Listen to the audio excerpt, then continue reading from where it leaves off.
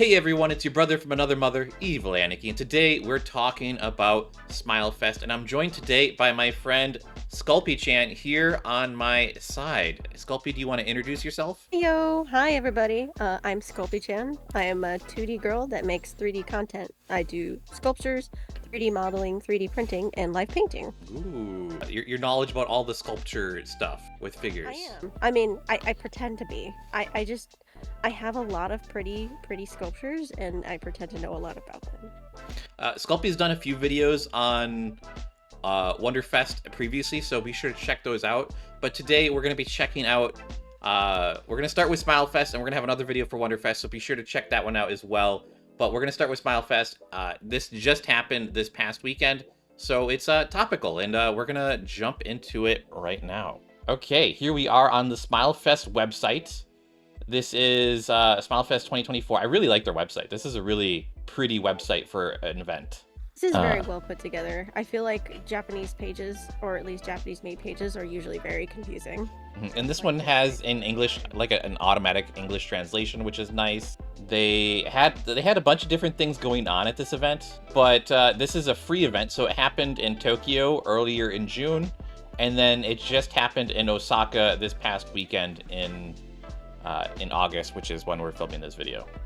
I've not been to Osaka. You've been to Osaka, right? Oh yes, I love Osaka. I wish I could have spent more time down there. I really regret it. It's really beautiful and really fun. Yeah, I wanna go next time I go. So they had a bunch of really cool things going on. They had some exclusives. I was under events. Tell them what Smile Fest is all about, though. So Smile Fest is like an anime convention that's dedicated to Good Smile and all Good Smile like products. So there's like a bunch of different lines with Good Smile. So you got scale figures, you've got Nendroids, you got Pop-Up Parade, Mecha Smile, which I think is a few different brands put together, and then Orange Rogue, Hello Good Smile, Harmonia series, and then Blythe. I've never heard of Blythe before. Figma, Plumax, Bishojo Plastic Model, Legacy Exhibition. These are just some of the different things they had there. Demonstration Corner, and then Uma Masume Pretty Derby Special Exhibition. I guess they had something going on there too. But like, this is just a bunch of the different vendors who are at Smile Fest, or different sections, and most of them are Smile, like Good Smile product lines. Like Pop-Up Parade is Good Smile, and then Nendroid's like a Good Smile product. And this was actually a pretty small event. Looking at their map, it looks like it's just one hall. But let's keep going through this. I wanted to see their event products. So this is one thing that always gets me with like Smile Fest and any Good Smile at any convention, is they always like make these like as like con exclusives, but like they're con exclusives to like every con. And that kind of is weird, but these look pretty cool though. And we don't get all of these in America, so some of these are like Japan exclusives. But one thing of note, they did have a Smile Fest commemorative drink with Hatsune Miku on it, which looks pretty cool. I would get those. I would get the drink. And then where do you want to start? well, we're gonna go through this part real quick as well, and then we're gonna jump into the figures. So they had a meet and greet. They had B Cub Okawa, which is a manga artist residing in his. It's just a manga artist, I guess. It's his. That's how he goes out in public, I guess. I don't know. Or they. Woozer Kigurumi, which is a protagonist of an anime, and then Miko Deo, which is a promotional character for Hatsune Miku, and then Banzu Kigurumi, and they're just a bunch of mascots. It's kind of cool. Yeah, I was about to say, this is a bunch of mascot characters. Yeah, I don't know. Japan really loves their mascot characters. Like, even the like Nikkei booth in Japan, when I went to an event out there, they had like Nikkei mascots, and they'd never brought those to America for any of the events afterwards. It's just really big out there. But let's get into their product line here. So we're gonna go through a whole bunch of things. They do announce a bunch of stuff as well, where it's like they don't actually have a picture of the model yet. They just have you know, the promotional like image basically. But sometimes they'll have like the I don't what do you call this? Like it's not like not like a grayscale. It's what would you? Oh my, hold on, brain fart. This is like a prototype image. Like it says in the corner, it's still waiting for approval of the official figure, just to make sure, because they do go back and make sure that every single hair is in just the right place before they get final approval. But yeah, this would be just like a prototype before they actually paint it. And this is a pop-up parade. I really enjoy their pop-up parade series. They're basically it's Good Smile's version of prize figures, and prize figures are these usually very cheap figures that you can actually win in like claw machines in Japan, and so that's the name prize figure. And pop-up parade is Good Smile's version of that, and they're actually really nice. They're non-scale, but for a prize figure they're very nice, and you can usually find them for like $25 to $30, which is great. Yeah, I don't actually own any pop-up parades, but I really like them a lot because they are much more affordable than a lot of figures out there, because figures can get really, really pricey. And that's, I think that's one thing that Good Smile does really good with their prices. Like, they don't, like, you can go into figures that cost, upwards of like $400, $500 sometimes, and Good Smile usually keeps it like cheap. I think the Nendroids are more expensive on usual than the pop-up parades. Yeah, but I've actually not bought a Nendroid in so long because of how expensive they got. And yeah, I heard that they made the pop-up parades because people were essentially complaining about their prices of their scales, and they can be pretty pricey. I think the Nendroids are only so expensive because of their popularity. I think the pop-up parades are probably sell pretty well, but I think the Nendroids sell better. And I think that has a lot more effect on the price than the actual supply and demand. Fair point. Yeah, okay, but let's go through this, because there's I don't know how many images there's going to be here, but there's going to be a lot. And this is the first one we're looking at. This is a HoloLive figure for Akai Hato. I think that's how you say that. Looks pretty cool. And some of these will have color, some of these will just be gray, and some of them will just be promotional images. This next one is Uma Museme. I can never pronounce this one. It's a horse girl. Yeah, it's a horse girl. We're just gonna call her horse girl. Symboli Rudolph.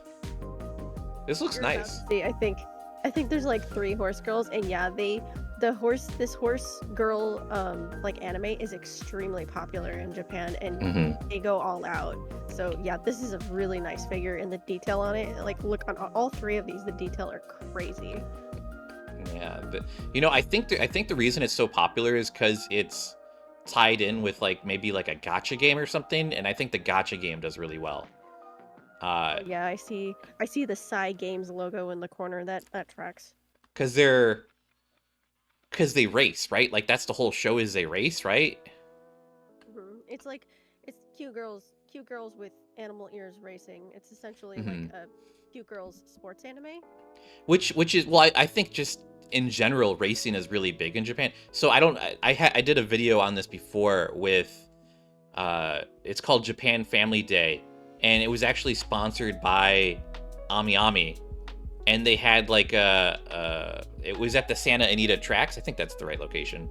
And it was basically, they had the Tokyo Cup going on. And so it was just a whole Japanese day of like Japanese families come in, and they had, Japanese food stalls and some idols and cosplayers, all at the horse tracks. There was no horse girls in sight at the event, but I think the horse girls are starting to get bigger here in the States. Like, it's kind of only been in the last year that they've started marketing to Western audiences, and it's not even that heavy yet. Like, it's really big in Japan, not so much here. What's also funny about these horse girls is, like, I haven't checked because I don't know them, but apparently all of these horse girls are based off of actual race horses. Oh, interesting. Air Groove, Narita Brian, that would make sense. And then we've got some more. This is another Horse Girl. There's another Horse Girl. Another Horse Girl. And another Horse Girl. I think I actually have a figure of her. I got it from round 1. Just a typical prize figure. But the base for it's a horseshoe. That's actually kind of cool. Yeah. You know, I like when people when companies do nice things with their bases instead of just having like these clear plastic bottom pieces. Because it looks better on a shelf to have like something unique with it. And I don't know. Like I like the clearness. Like if I'm putting it in like a detolf, like in a glass shelf. But if it's like not on a glass shelf, having like a nice base to it can really make a difference. But this is the next figure set we're going to look at, and this is more Pop-Up Parade, but this is from the Eminence in Shadow. I haven't watched the anime of this, but I read the manga, and it's very popular. I didn't think it was going to ever be this popular. If I'm very honest, I actually enjoyed the second season more than I did the first. I thought the first Really? episode of the second season, like, yeah, it like really brought out the character. I'm like, okay, now it finally clicks for me. And just to point out on these figures, these are the large size figures of the Pop-Up Parade. So normal Pop-Up Parade figures are about 6 inches tall. These ones, I'm guessing, are about 12 inches tall. I just saw a large Pop-Up Parade of the Goblin Slayer from Goblin Slayer, and it's gigantic. So these are very large figures. Interesting. I didn't know there was different sizes of them. I only know that they had like the one base size that you see in every anime store nowadays. I've only heard of just like the average basic figure and this large figure. I think they're coming out with Gurren Lagann full mecha, and I think that's considered an XL. Okay. That one's gigantic. Oh wow. But moving on, we got a Persona 5 figure for Pop-Up Parade. I've not actually played Persona 5. I know it's very popular. I went to the Atlas Games booth panel.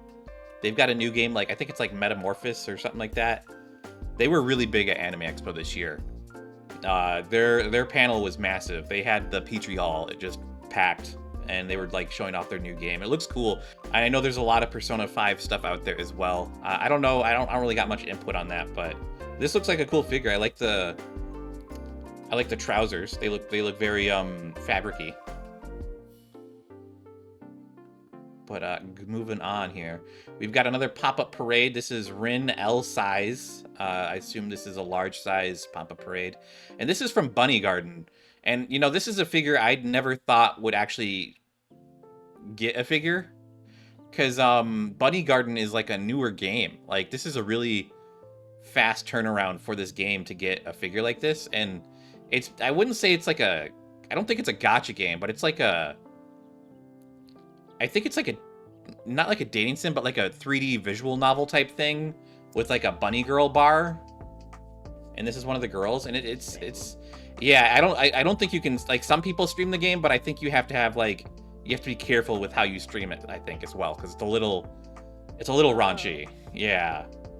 But this literally, like, the game is still fairly very, very new, and I'm surprised they have a colored model out for this, like, to even show off, because it's that new. But it's popular. It hit the streaming waves like a couple months back. I was wondering why I never heard about this, but you know, if it's a game, that tracks. I don't play games on my phone. It was big with the VTubers, because the VTubers could go to their virtual bunny lounge, basically, if that makes sense. That's cute. And then moving on, we've got, this is a scale figure. This is a HoloLive. This is Marine, 30-year-old outfit version. I don't know. I don't follow her enough to understand why this is the 30-year-old outfit. But it looks amazing. I mean, the throne chair looks amazing. Oh, it was on display at Anime Expo. It's a really beautiful figure. Yeah. I immediately knew it was it's Yeah, it's HoloLive. Yes. Okay. Yes, It's Marine. definitely, absolutely knew that this was a HoloLive character. But, Yeah, she's very popular. Beautiful. This is a beautiful figure. Yeah, I mean, like, just the The chair itself, like, okay, first of all, I love, like I was saying, I love whenever they have, like, a different base, so instead of just having the clear plastic stand that people are on, they have, like, this chair, and that just, it's, it looks amazing. Because, I mean, I bet you she deattaches from the chair, and you could put other things in the chair as well. That's just my, guess. That is a good guess. Maybe it's her coat is really integrated into the base of the chair, so it might be just her that comes off of it, and she, like, her and her coat don't come off of it. Oh, I could, yeah, the coat could be attached to the chair. I see that, yeah. Because I did think about, like, oh, if I can take her off, I could put other characters in this chair, because I like the concept of getting little chairs and putting other characters in them. Yeah, but I mean, this looks amazing. Like the material, like, it looks like there's different materials. Like, you look at the chair, it's shiny. It looks like a leathery, chair, and then you look at her legs, and, like, there's just a lot of different, like, attention to details with this figure. I bet this is probably going to cost a bit too. I don't know how much Good Smile scale figures go for, but I imagine it's probably going to be like a couple $100. This is a Max Factory. Like, I think this is one of their subsidiary figures. It is Max Factory. Regardless, like, it's like I usually prefer, like, a straight up, like, Good Smile, because I am pretty sure that Max Factory is, like, a subsidiary, but like, seeing this figure in person, it's definitely worth whatever money they're asking for, because it's really nice. Yeah, it looks great. But moving on, we got Why Does Nobody Remember Me in This World? And it's Rin. This is just a good old Nendroid. I'm trying to remember this. I think I read the manga for this. And I think... I bet you read it. Yeah, I know the anime just came out as well. I think it's like... I can't remember the plot. I want to say it's like either a guy gets frozen in time and then wakes up way later, or like... There's so many these isekai type shows. They're all blending together for me at this point. There's so many of them. I've actually watched, like, the first 2 episodes if you want to hear what I got from it. Yeah. Explain. I think I might be off, but you probably have a better idea since it's more recent in your mind. So it's basically a character in a world that is kind of like post-apocalyptic, and they're trying to, like, keep these ancient evils at bay. He's part of, like, the military, and he's very diligent trying to make sure, like, these ancient evils don't escape. And then all of a sudden he's, like, grabbed and cast into, like, another timeline where like, the evils weren't put away, and it's just completely decimated the planet. And he meets this girl who's, like, not an angel, kind of an angel. This is about as far as I got. And he's trying to figure out why, like, none of his friends remember him, nobody in that world remembers him, because he's basically been thrown into a parallel timeline. Yeah, I definitely think I read this. There's another manga that's really close to this, but, like, I definitely remember reading this. I'm not surprised it got an anime, but yeah, it looks like a nice Nendroid. It kind of, anything with wings. I like Nendroids that are, like, a little bit off, like they are a little bit different, and, like, I like the wings with this. I wonder if they... You like the hip wings? Yeah, I wonder if the wings are actually connected to the... You know how, like, they have the, like, little stand thing that stabs into the back? I wonder if the wings connect to that, and if you could put the wings on other characters. That would be dope, but I doubt it. I think she probably has a little hole in her butt. You think so? I don't know. I don't have any other characters with wings. I don't know. I don't have many Nendroids. I have a couple of Nendos, and, like, typically, like, when they have, like, accessories like that, there's specifically a little hole in the back. Okay. To go in. Gotcha. Interesting. Yeah, I know the accessories are, like, harder to come by nowadays. Like, there's not as many faceplates or accessories coming with the Nendroids, and but still, it's I mean, it's interesting. They sell, like, faceplate kits and stuff now, and I don't know. But moving on, we've got this from the Elusive Samurai. I believe this is an anime that's currently out as well. I have not watched it yet. I don't think there was a manga for it. I don't think there was. I think this might just be straight to anime from, like, either a novel or original. So I think it's based loosely off of, like, actual Japanese history. Oh, okay. I watched like 3 or 4 episodes, and I kind of dropped it. Okay. it had a really good hook, and it was like really interesting and had really nice animation, especially in like the first episode. But I'm just like, it wasn't my flavor. I just kind of lost my appetite for this one. But And I imagine this figure is probably still a ways away from being released as well, because it's not in color. I imagine the more developed we see the models, the more along they are in like product development, if that makes sense.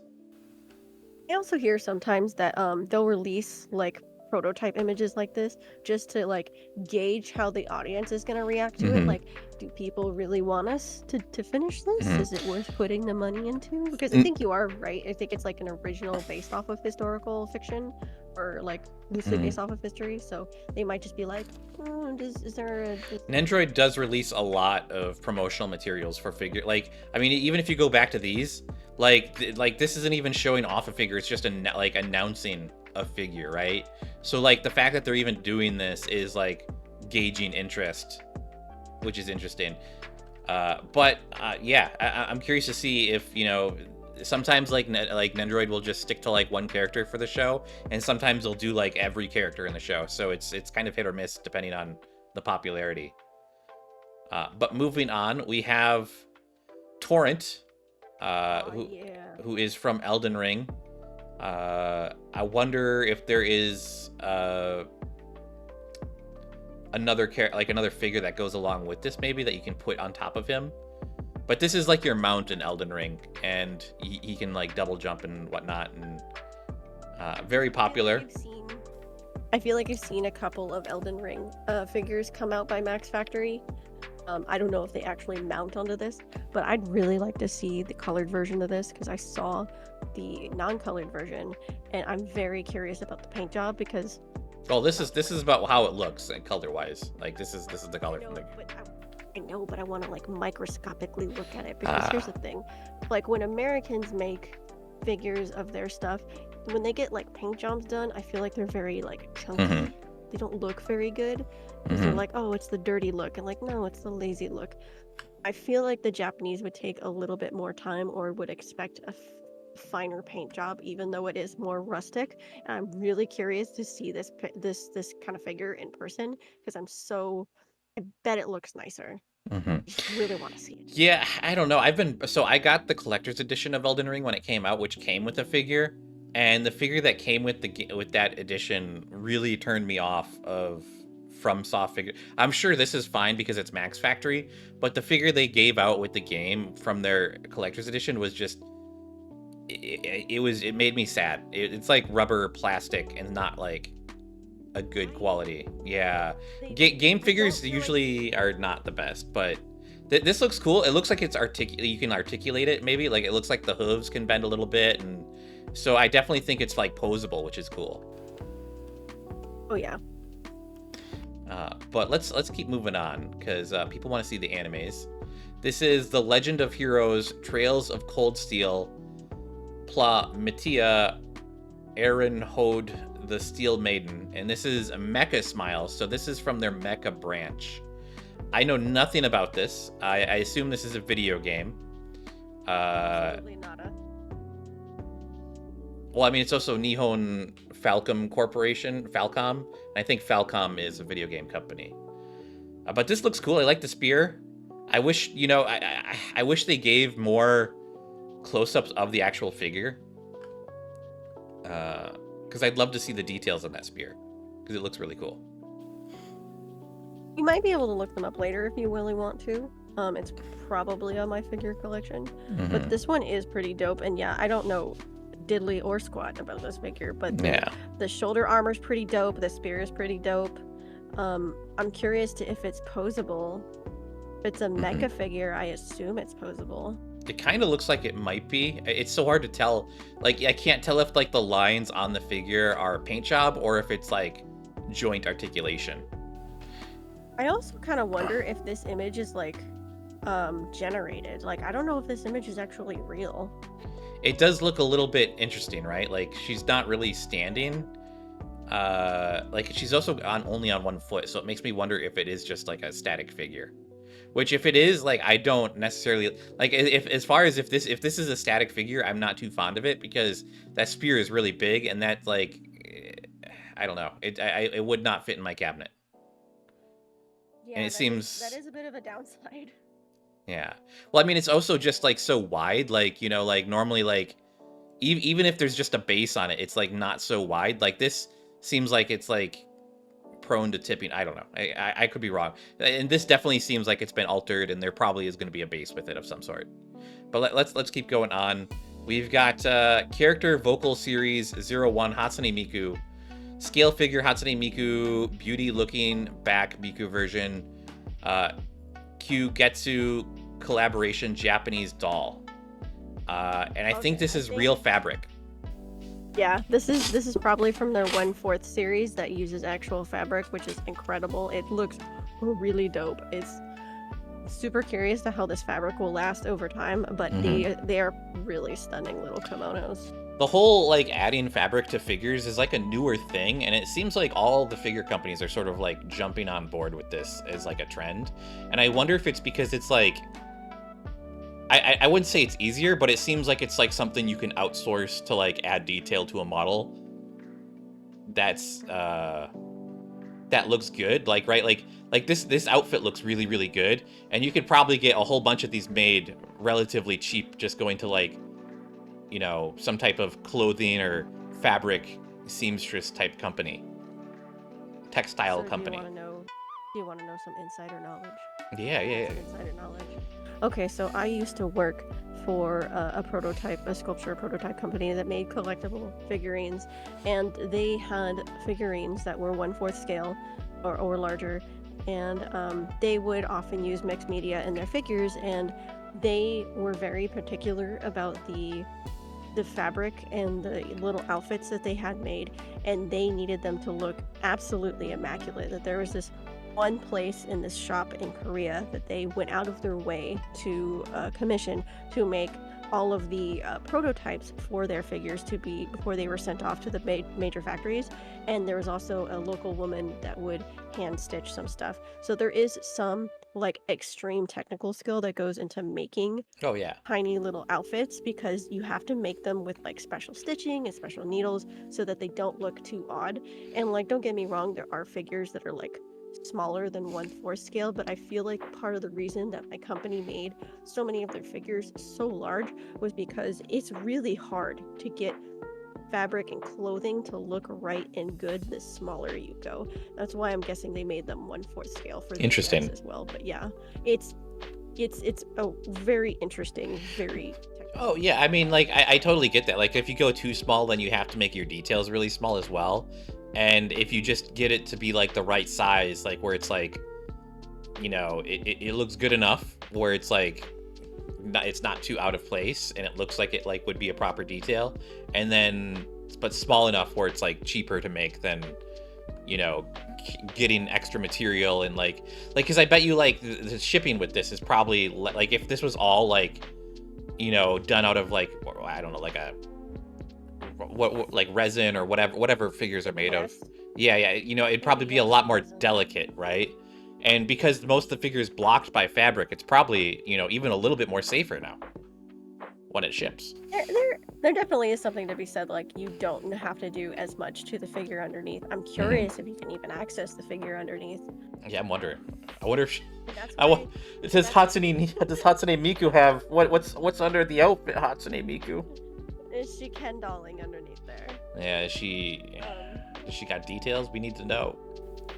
That's why I'm curious if this fabric will last. I want to see it in a couple of years. Yeah, and I wonder if like, you know, I wonder if you can take it off to wash it too. Like if something spills on it or something by accident, you know, it would, God forbid, but like, you know, you do it by hand. Yeah. Lightly scrub it, like hang it up to dry. But let's keep moving on. We've got another Nendroid. This is Anna Yanami, and this is from, I have no idea how to pronounce that. Makini? Too many losing heroines. Yeah, I don't think I've read this. You know, nothing really stands out with this figure to me. But anime right now. Okay, the name sounds familiar, but it doesn't seem like this is one thing. Like they choose characters that I just don't feel like really stand out enough. This is probably like I mean, the bow tie looks a little original, right? But like other than that, you could just say this is any random schoolgirl, and it would, it doesn't. There's no specialty to this, right? Do you want to know some more about it? Yeah, sure. So, I believe this anime is based off of either a light novel or manga, but it's about a guy who accidentally gets involved with a group of girls who are all the girls that lose in the love stories.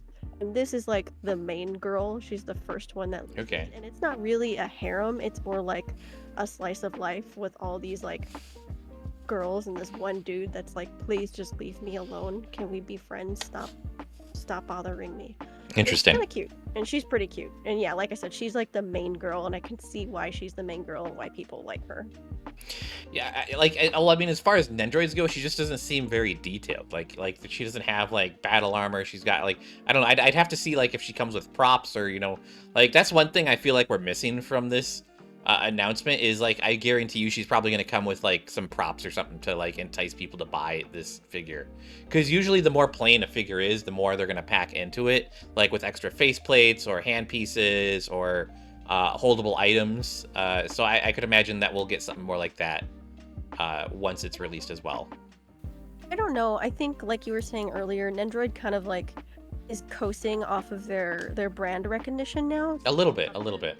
Necessarily put so much into their figures, and I think this character is just so popular that she You think can so? sell with very little.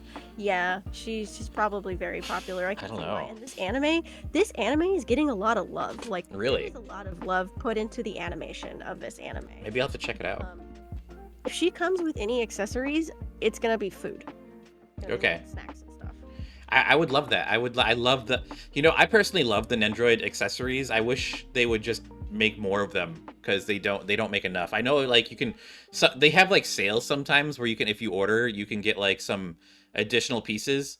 And they actually had a Smile Fest here in LA, like maybe like 2 years ago. They don't do it every year. It's kind of just random, but they had like some special exclusive Smile Fest props that they gave away with that event as well, which was really cool. Yeah, I think that's a big complaint that I've heard about Nendo is that they want more props or more little accessories because they have been. I want more little sets. I'd love more official sets and more stands, more props. There's so much I want out of Nendroids because I like them. I like that they're like modular, and I think that's what like their biggest selling point is. You can mix and match them. And yeah, just more of that, more of the Lego-esque features to mix and match would be cool. But moving on, we've got Days with My Stepsister. Okay, this is Saki Ayase. I have not watched this anime. I have not either, but she looks really cute. I like this design. Like, so this is a very like, again, this is a kind of a plain character as well. But like, look at the level of like detail difference. Like, she's got an earring. Her hair's not symmetrical. She's got a hairpiece. She's got like a coat wrapped around her, which is really neat. She's got a necklace. She's got bracelets. It's very unique looking. Yeah. In that sense. That's not necessary. That's not like Good Smiles or Nendros. No, it's definitely not anything. It's nothing. I mean, the design of the character is the design of the character, but like it's just like the design. But the appeal as like a Nendroid, like as a figure, this appeals to me more because it seems more. I don't know. It looks more like a main character. There's more effort put into it. I wouldn't say effort. It's not. I like the little accessories. Yeah, the accessories look nice.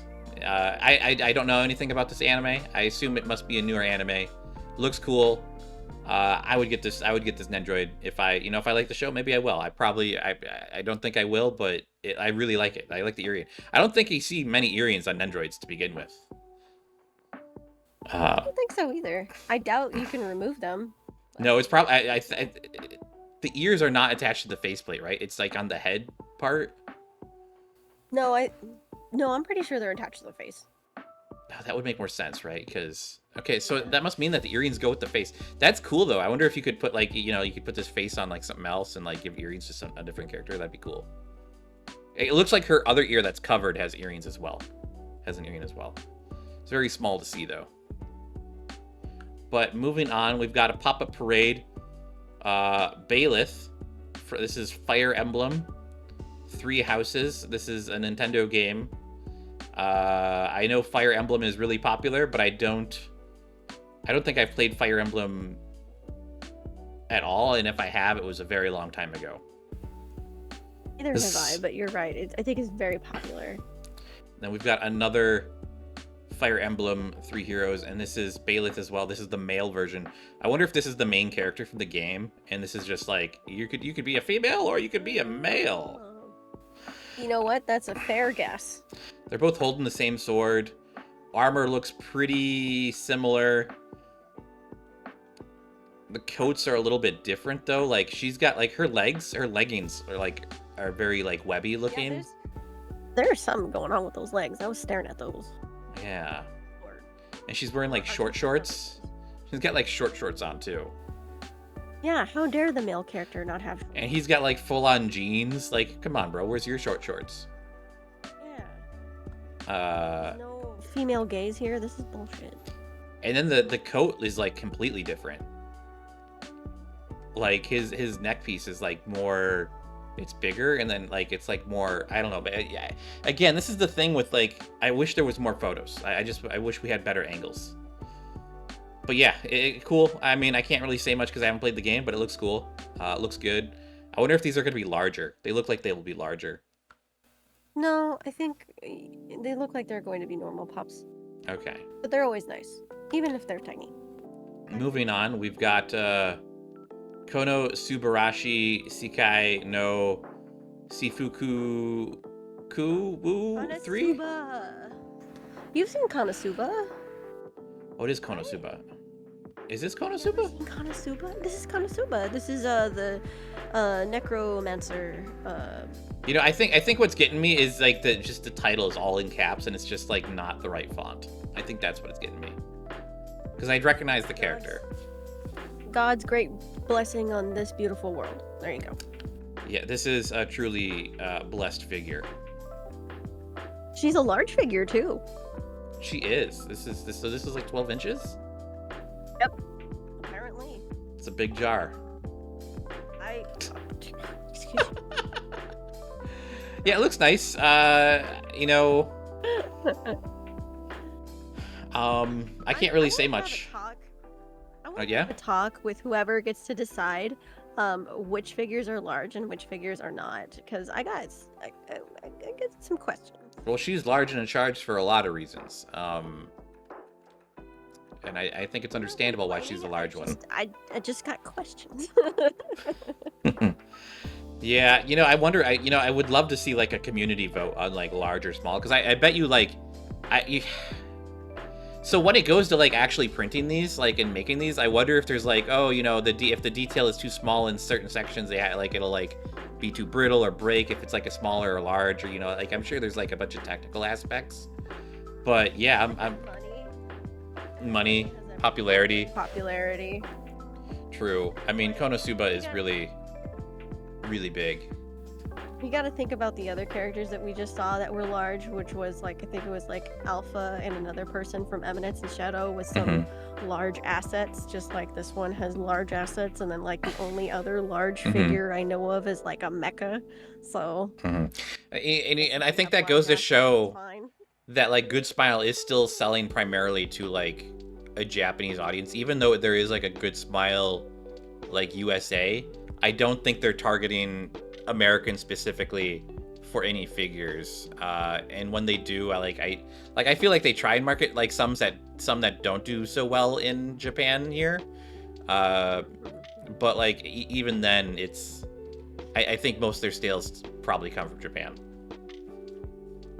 But let's keep moving on. We've got 2.5 Dimensional Seduction, and this is a pop-up parade. I don't know how to pronounce her name. Lily? Lily? I have no idea. Third squad outfit version L size. So this is a large. This is another 12-inch. I've not watched this show, but it looks something that I'd be into because I think it's about cosplay. Again, large assets. So this is apparently another type of anime, just like My Dress Up Darling, only this one was supposed to be more ecchi. Like the Yeah, it's definitely the ecchi. outfits were supposed to be more scandalous, and Hmm. apparently the fans are not happy with it because they're not scandalous enough in the anime. Like this outfit specifically, I think you're supposed to get some serious underboob, and I see no underboob from this distance. Interesting. Yeah, I think they kind of maybe they toned it down a little bit because it feels like they're trying. So I think the show got picked up by High Dive, and I think High Dive is trying to market this, and so they might have toned down the anime for an American release, knowing that, considering I just don't feel like the over-sexualized stuff does as well here with cosplayers. Not. Surprising. Yeah, The Japanese audience would like the underboob. I think the Japanese audience would too, but considering the show is all about cosplayers, and I think they're minors. I think that's one of the issues as well. That, you know what, that tracks. That tracks. But the one thing I did notice is from the trailers I've seen is they have the Tokyo Big Sight in the background, so I do know it's about cosplay. I think they're like magical girls. I think I don't know. It could just be like cosplay. No, it's literally, from what I understand, just like My Dress Up Darling, just okay. Okay, yeah, I want to watch it. It looks like I'm into cosplayers, and I want to, I think there's not enough shows about cosplayers or cons in general, and I'm interested in checking it out. The designs are pretty cute too. I think she's like a blonde, right? Mm-hmm. Yeah. I don't think I've seen this anime at all. I think it's like probably like halfway out already. Well, it's still airing, I think. Completely out. No, I think it's still airing. I think it came out during Anime Expo. Oh, So it's yeah, this season. You're right. But moving on, we've got Xenoblade Chronicles 3, and this is Uni. I'm not totally butchering that, but this looks cool. This is definitely a posable figure. This is a Figma, so Very posable. very posable. Like the weapon, lots of detail here. I'm not too familiar with the Figma line. I don't really like getting posable figures in general because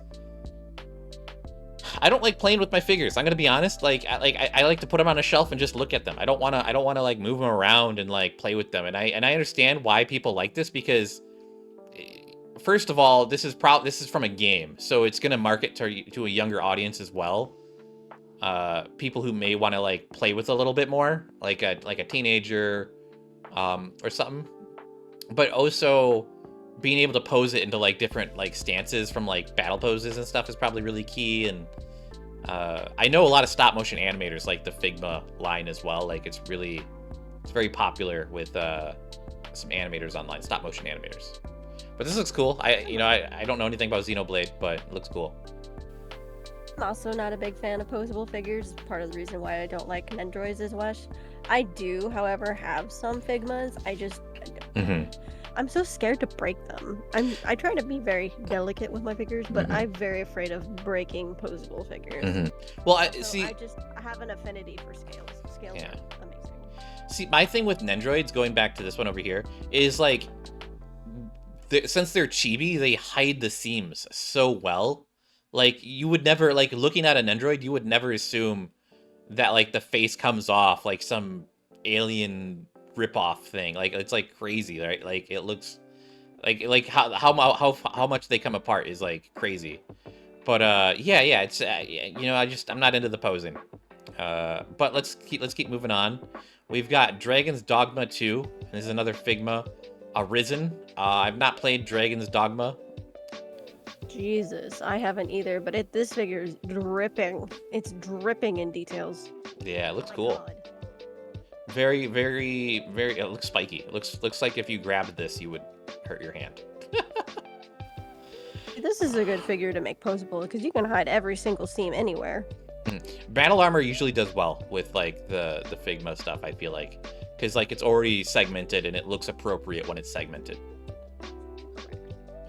But let's keep going on since I think a few of these are going to be some game stuff. This is a Street Fighter 6 figure. Don't know who this character is. Jamie? I mean, JoJo and Street Fighter kind of have like the similar body builds. This Also, looks. like the color and drama. You know, I've played Street Fighter before. I've never seen this character before, so this must be new to Street Fighter 6 or at least in recent Street Fighters. I haven't played a Street Fighter in many years, but I don't feel like I've ever seen this character. But let's keep going on. You know, I'm not into fighting games, so don't got much info on that. And then we have Macross 7 Plamax Minimum Factory Basura Neki. I'm not sure if I'm saying that right. Have you seen Macross 7? It's one of my, but now that you say it out loud, it sounds like a classic. it's one of my favorite Macross series. Is it a mecha? It is. Well, it's Macross, so it's mechas. It's like fighter jets turning into. Right in the name. Yeah, it's like fighter jets who turn into like Gundams basically. But Macross is like, so Macross is really big. The reason this is a really old series. This is like a 90s. I think this is 90s. The next figure is also from the same show. This is the main character, and basically in this show, this is not the first series from Macross. So this is like the, I don't know what season the series this would be. There's like 5 or 6 into like the Macross series, but basically there's a bunch of aliens out there called Zentradi who are like a warring race, and they only have men, and they're giants, they're huge, and they only have men, so they don't have any feminine traits at all.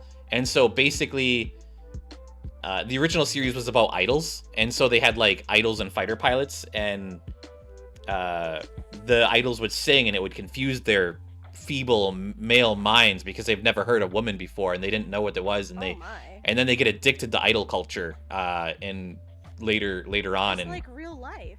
Yeah, and Macross is one of the first series I think that got kits, like buildable kits, like Gunpla.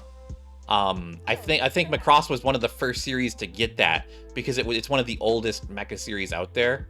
It's kind of got like military vibes, but like combined with idols, and it's kind of like that, like, oh, I'm gonna go sing for the troops type of vibe. But this is Macross 7, and this one is more about a rock band.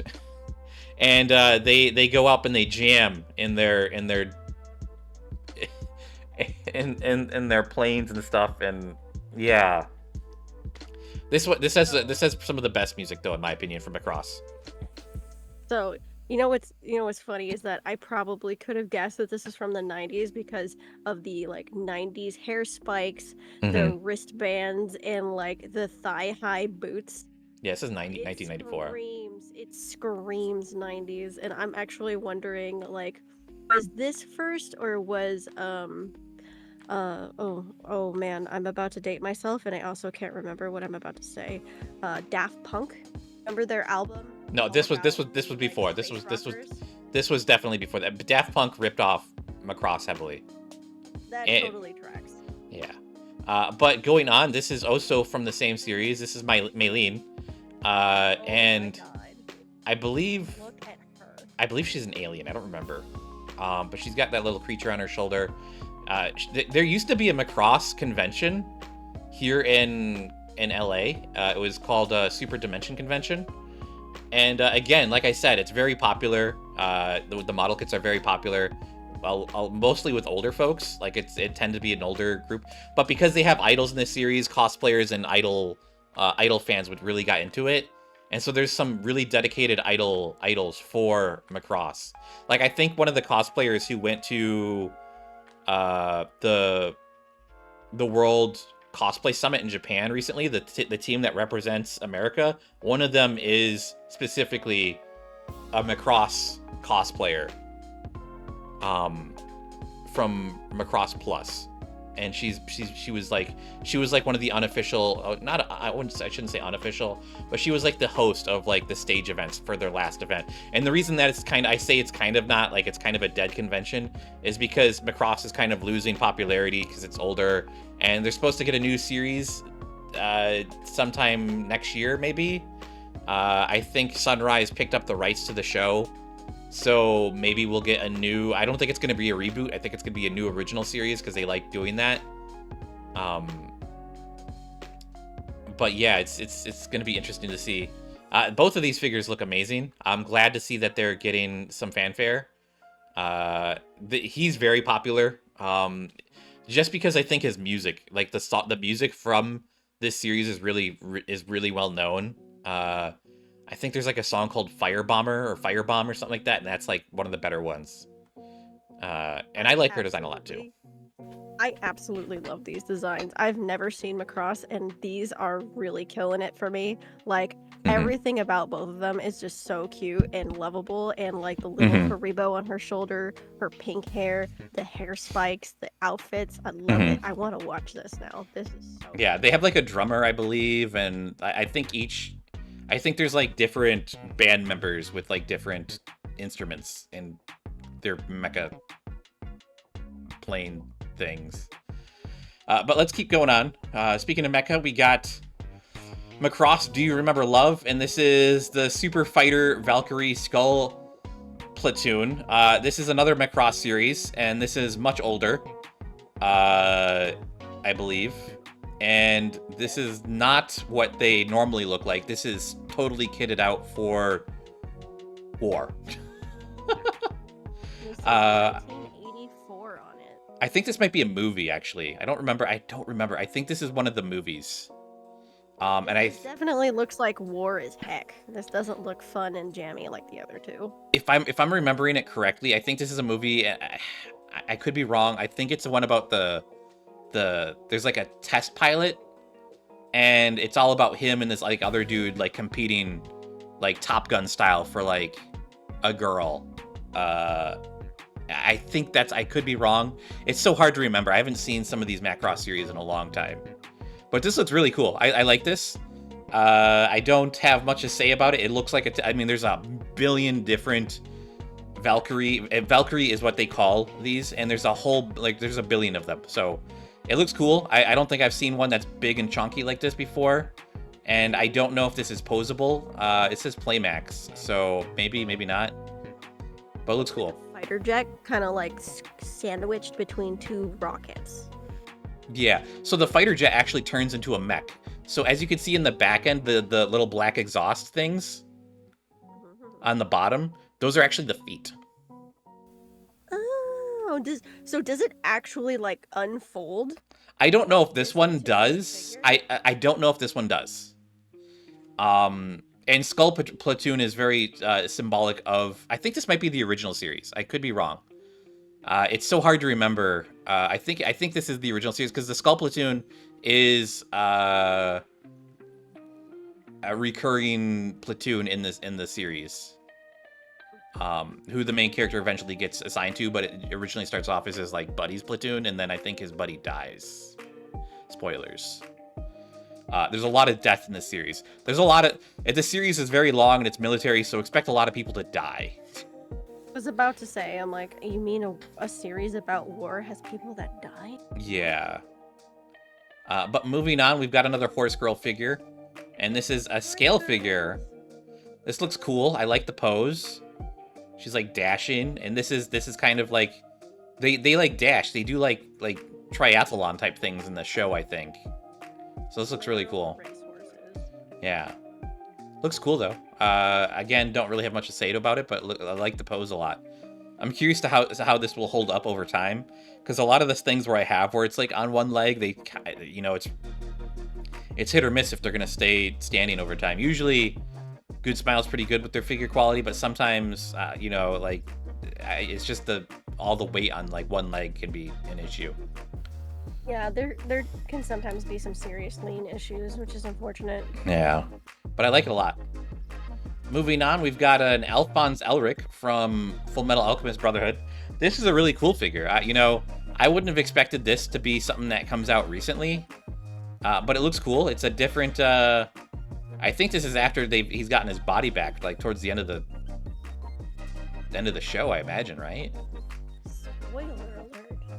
Well, I mean, that's the only time you see him with a body, so An adult body too. Yeah, I don't remember. It's been so... Again, this is like a weird one to get a figure because it's so old at this point. Like, but it looks cool.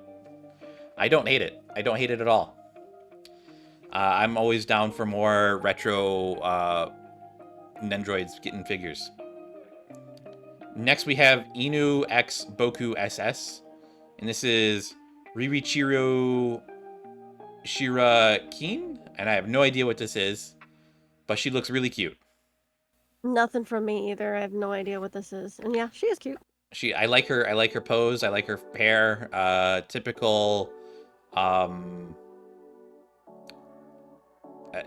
feel like this archetype of a character that like kind of looks like she's unhappy with you, but like is like kind of, I wouldn't say Lolita, but like kind of like black dress, like leggings, long black hair. Like it's got that like doll-esque vibe to it. I like the tude. Yeah, very cute. This character is from the same series, Asoshi Mike Tsukami. He's got a, what is it, heterochromia with the eyes and nice suit. Don't know anything about the show. Based off of these two figures, you can tell this show is incredibly chunny. Definitely chunny. I bet you a lot of teenagers everywhere really, really like it. 15-year-old me is freaking out. Yeah. He probably calls everyone madam and sir. Oh, no. He calls the princess. Oh, true. It does look like he's like kind of like tying his tie a little bit. I don't think he is, but this is what it looks like. But moving on, we've got Fafnir in the Azrael the Beyond. Modroid Fafnir Mark Vire Kai Abaddon, and I have no idea what this is from or what this is. I don't know any of those words. I said anything in actual English. I think this is a game figure because it's Exbec. I think that's a game company.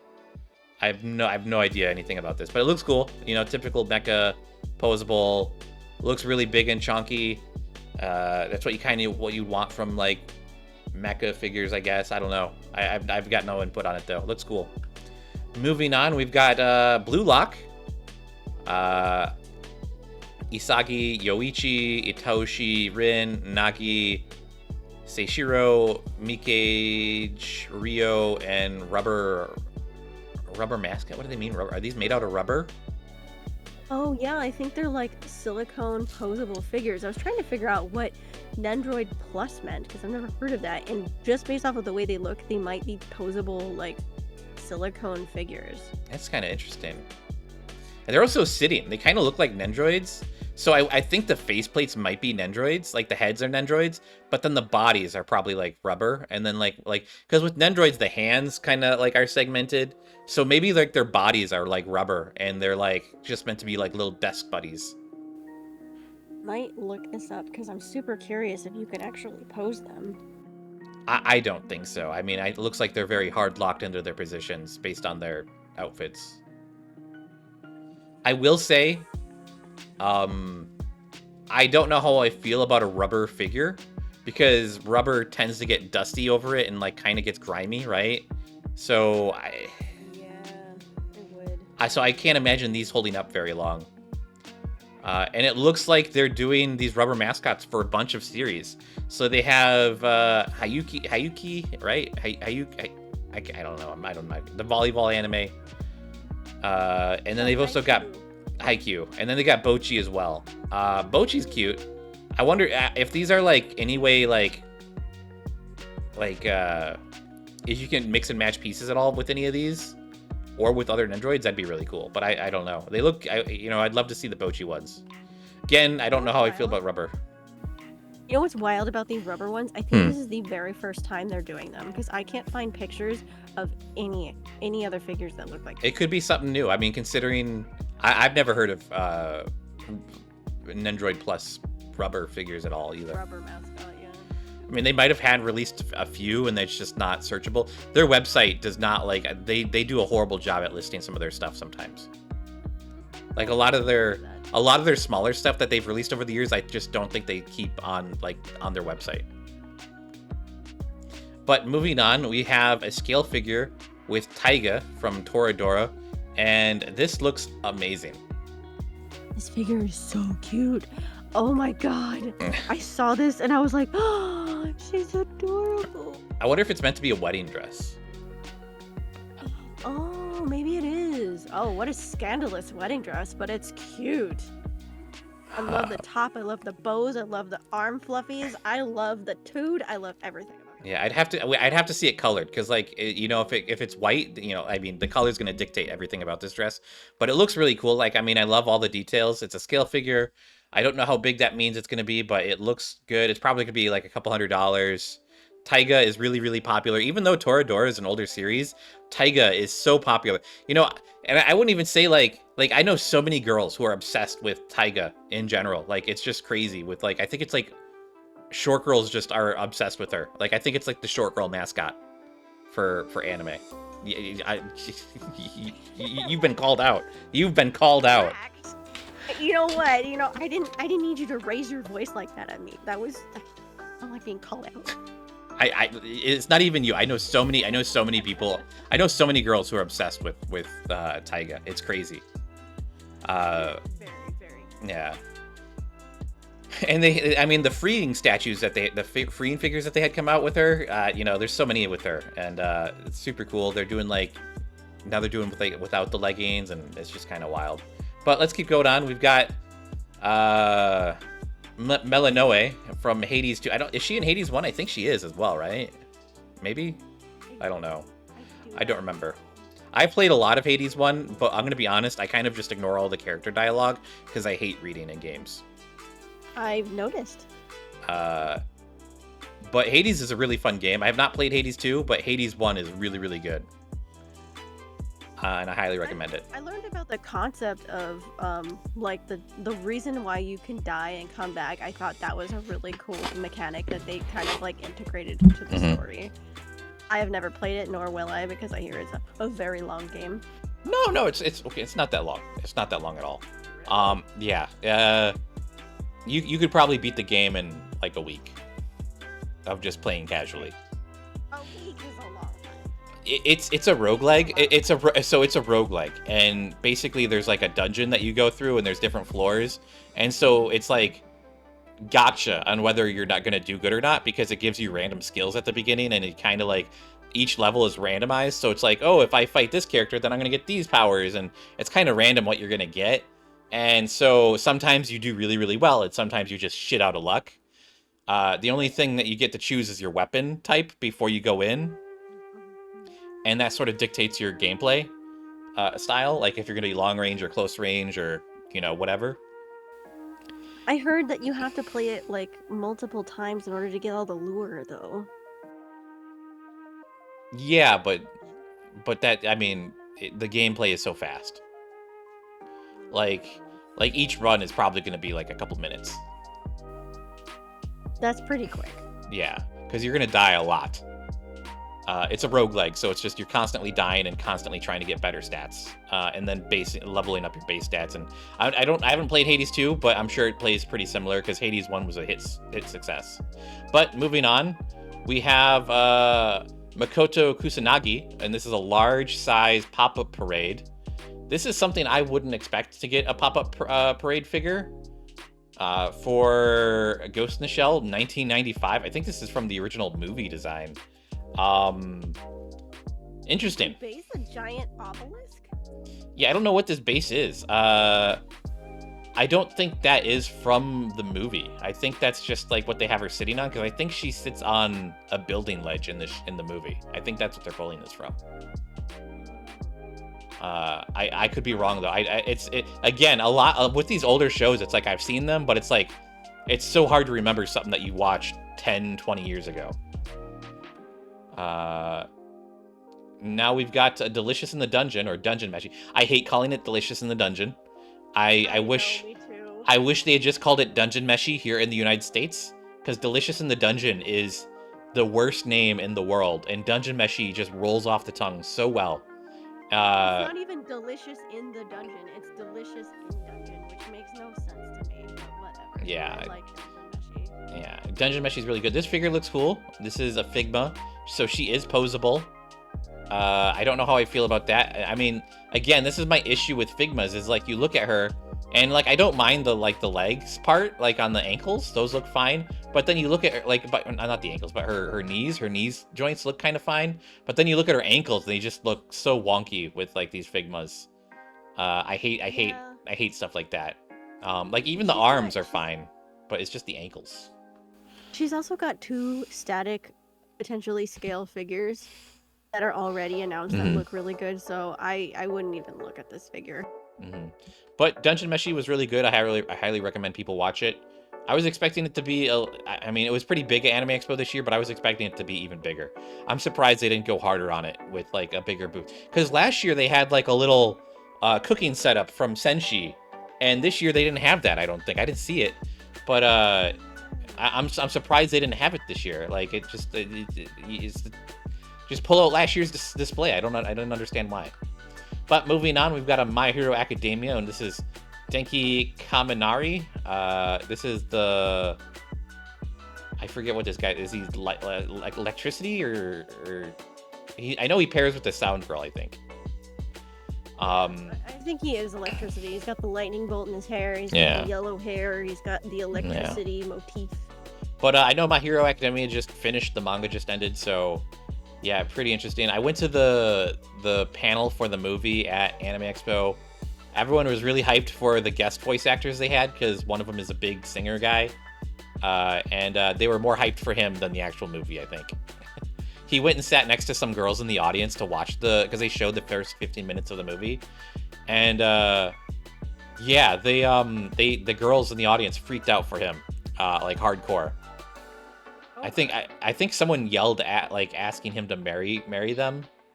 I couldn't tell. I was kind of far in the far back. Also, the movie's about like an evil version of All Might showing up, and it's just like it's weird because it's like evil All Might.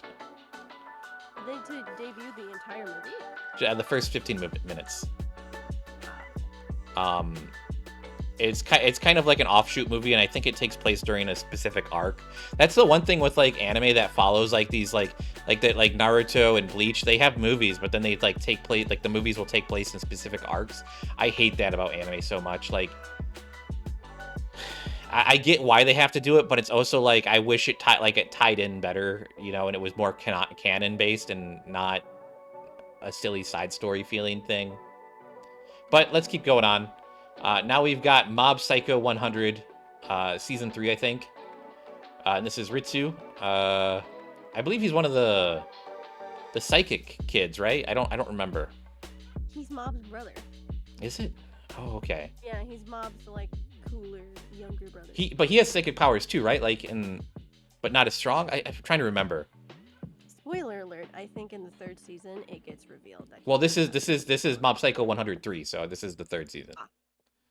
I don't think we really see him that much until then too. It's so hard. I haven't read Mob Psycho in a while. He pops up a bit. Like Mob's family is like really close to him. Yeah. Okay. But moving on, we have Idolish 7, Haruka Izumi. Another Nendroid. This looks cool. He's got a necklace. Don't know anything about Idolish 7. Both of these Nendroids look pretty cool. I don't have anything specific to say about them. Again, I hope that they have some cool items coming with them. Usually Nendroids have like a cool item that comes with them, and I wish we could see some of that with these now, but they probably just don't know what they're gonna have yet, and they want to leave it a little bit more open. Because usually they have like at least one thing, like either a hat or like an item or something. But moving on, we've got a Haikyuu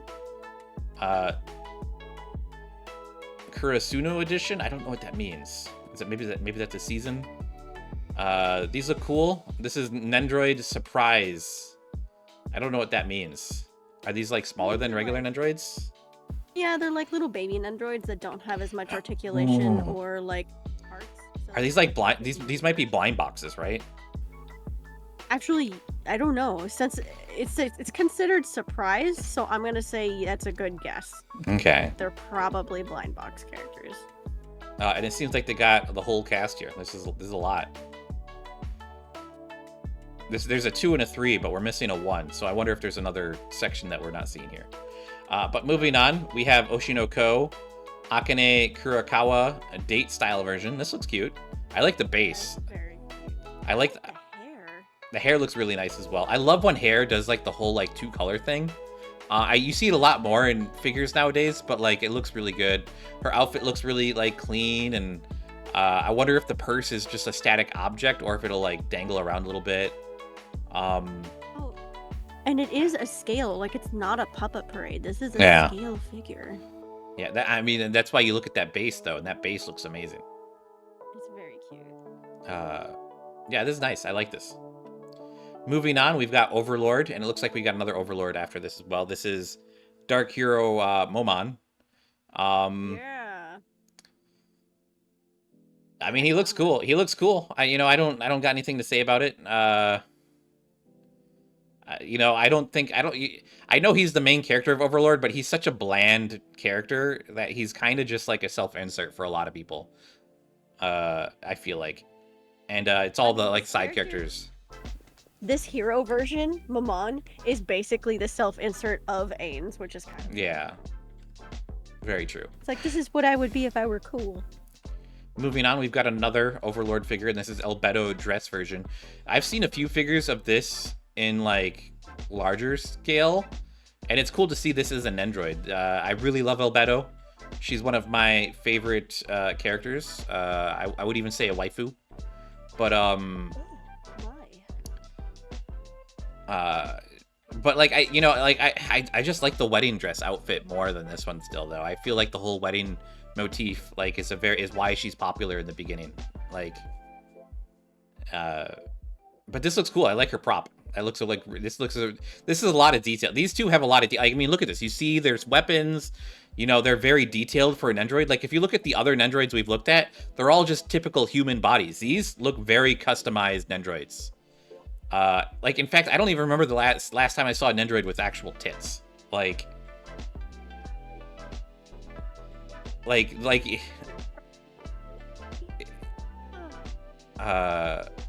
Yeah, interesting. But moving on, we have Ganondorf. This is a Figma though. Yeah, I do not care for it. Oh. It looks gross. The joints are awful. I don't like them at all. Because Nintendo probably wants to be posable for kids or something. But moving on, we got another Figma, which is Zelda. Again, from Tears of the Kingdom. Let's see. Does she have toes? She's got toes! Also, is there a meme? Is there a meme about her toes? No, she's just got toes. I think they did a much better job at hiding the seams on this one. I kind of wish it was a static figure, though. She's also got an ankle bracelet. Like, what's going on? She, doing time. Is she on probation? Also, her eyebrows are the only thing painted on her. That is a very strange choice, but they can do what they want, I guess.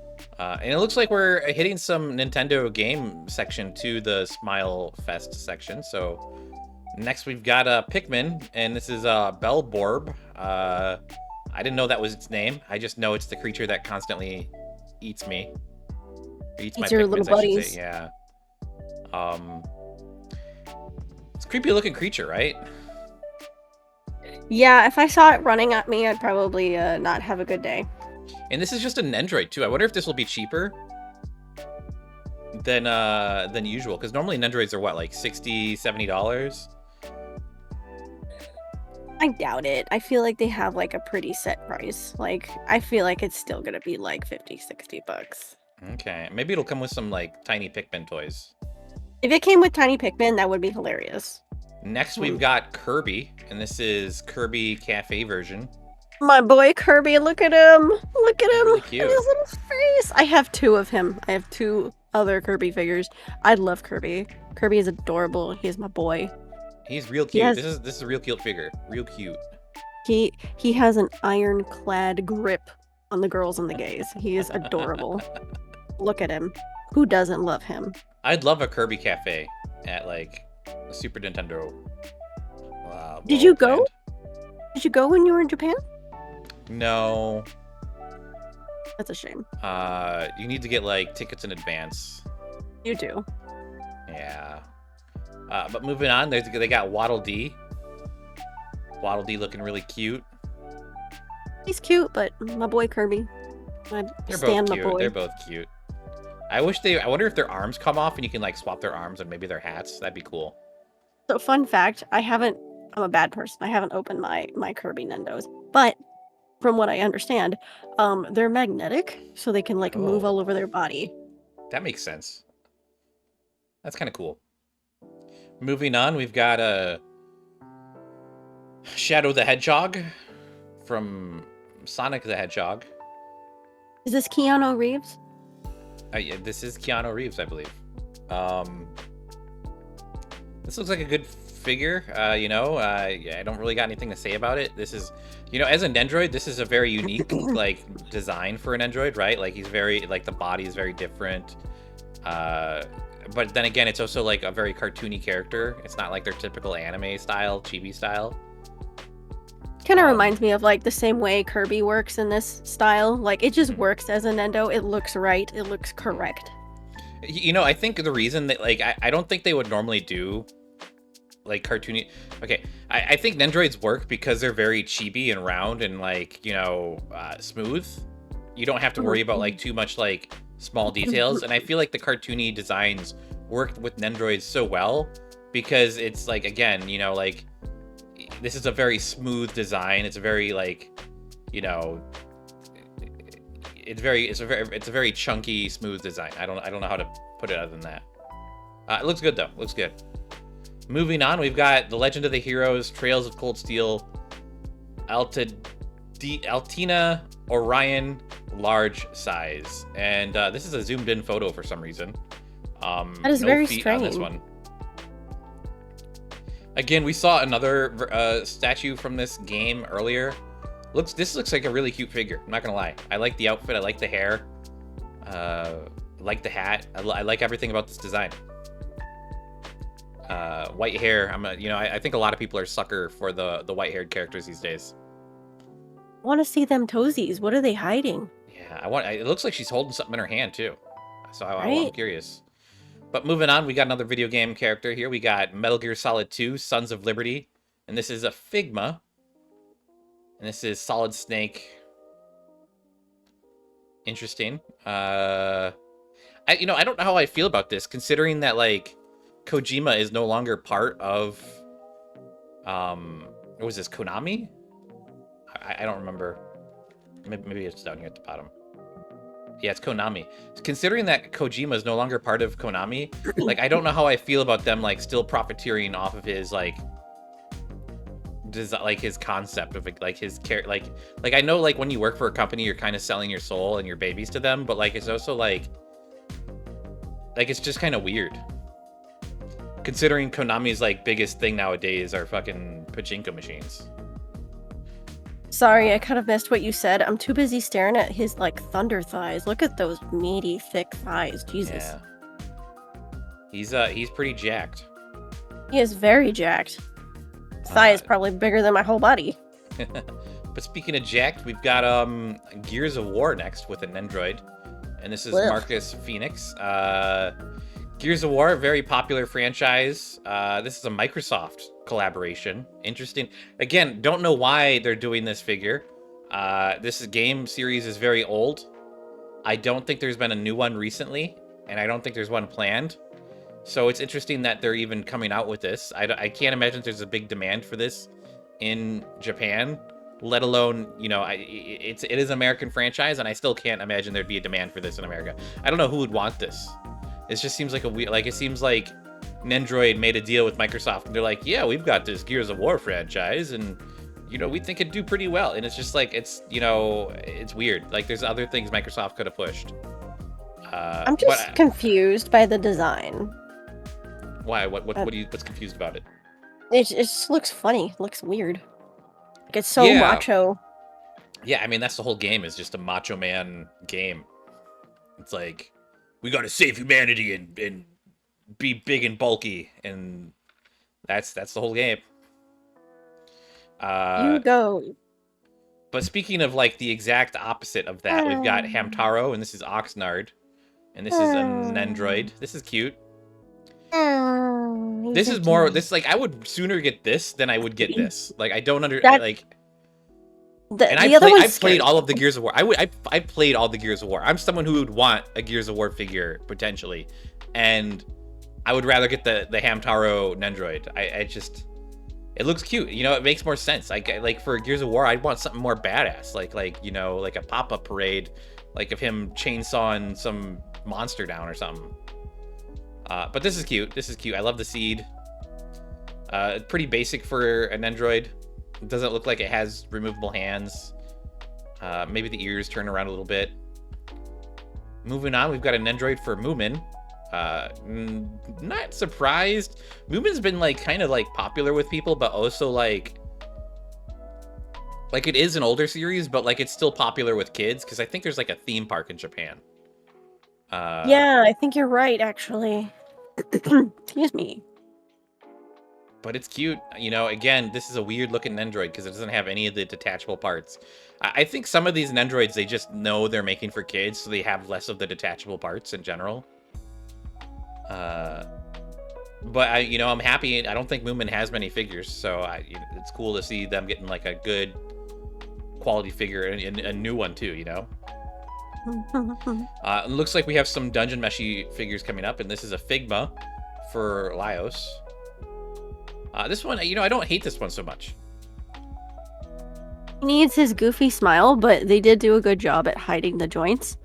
So again, it's the armor. It's the armor. Hate on it. I know it's the armor every time. You want to know a good figure that hides the joints? I actually have a Figma of Cardcaptor Sakura, but she's wearing her like knee pads and her skates and stuff like that, and all of the like safety gear covers up the joints, and it looks really good. But yeah, same concept. It's the armor that really fixes it for you, you know? I'm assuming that means he can also fully stand as well. I assume this is just them showing off that it's a sitting pose. But I like that it comes with the food bowl. That's cool. Very cute. Moving on, we've got Izusumi. I don't think I'm saying that right. And this is just a pop-up parade. This is not a Figma. And do we got toes? We got toes. And hey, Laos finally has the opportunity to count her nipples. Oh. Do you not remember that line? I do.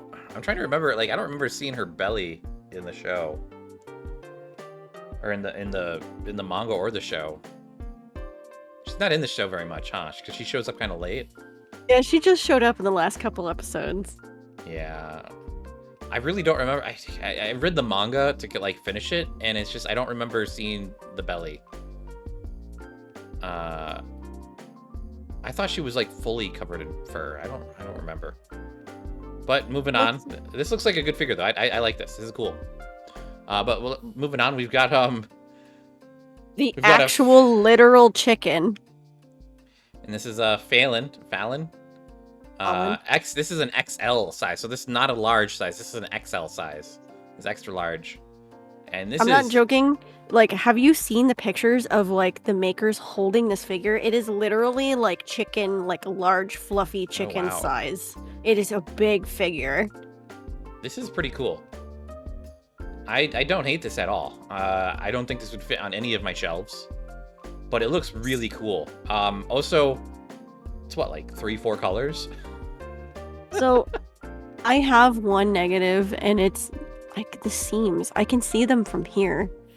And it's a shame because you can hide those seams in between those feathers, and they just didn't do as good a job as I would wish. But it's like, man, it looks really cool. I wonder how, like, I want to see. It could still change. I mean, it's still pending approval, right? So maybe it'll get a little bit of a change. I doubt it.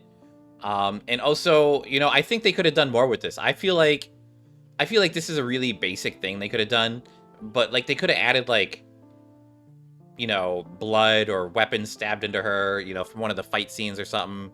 And that would have given it just a little bit more detail than just her being a giant monster at the moment. You know what I mean?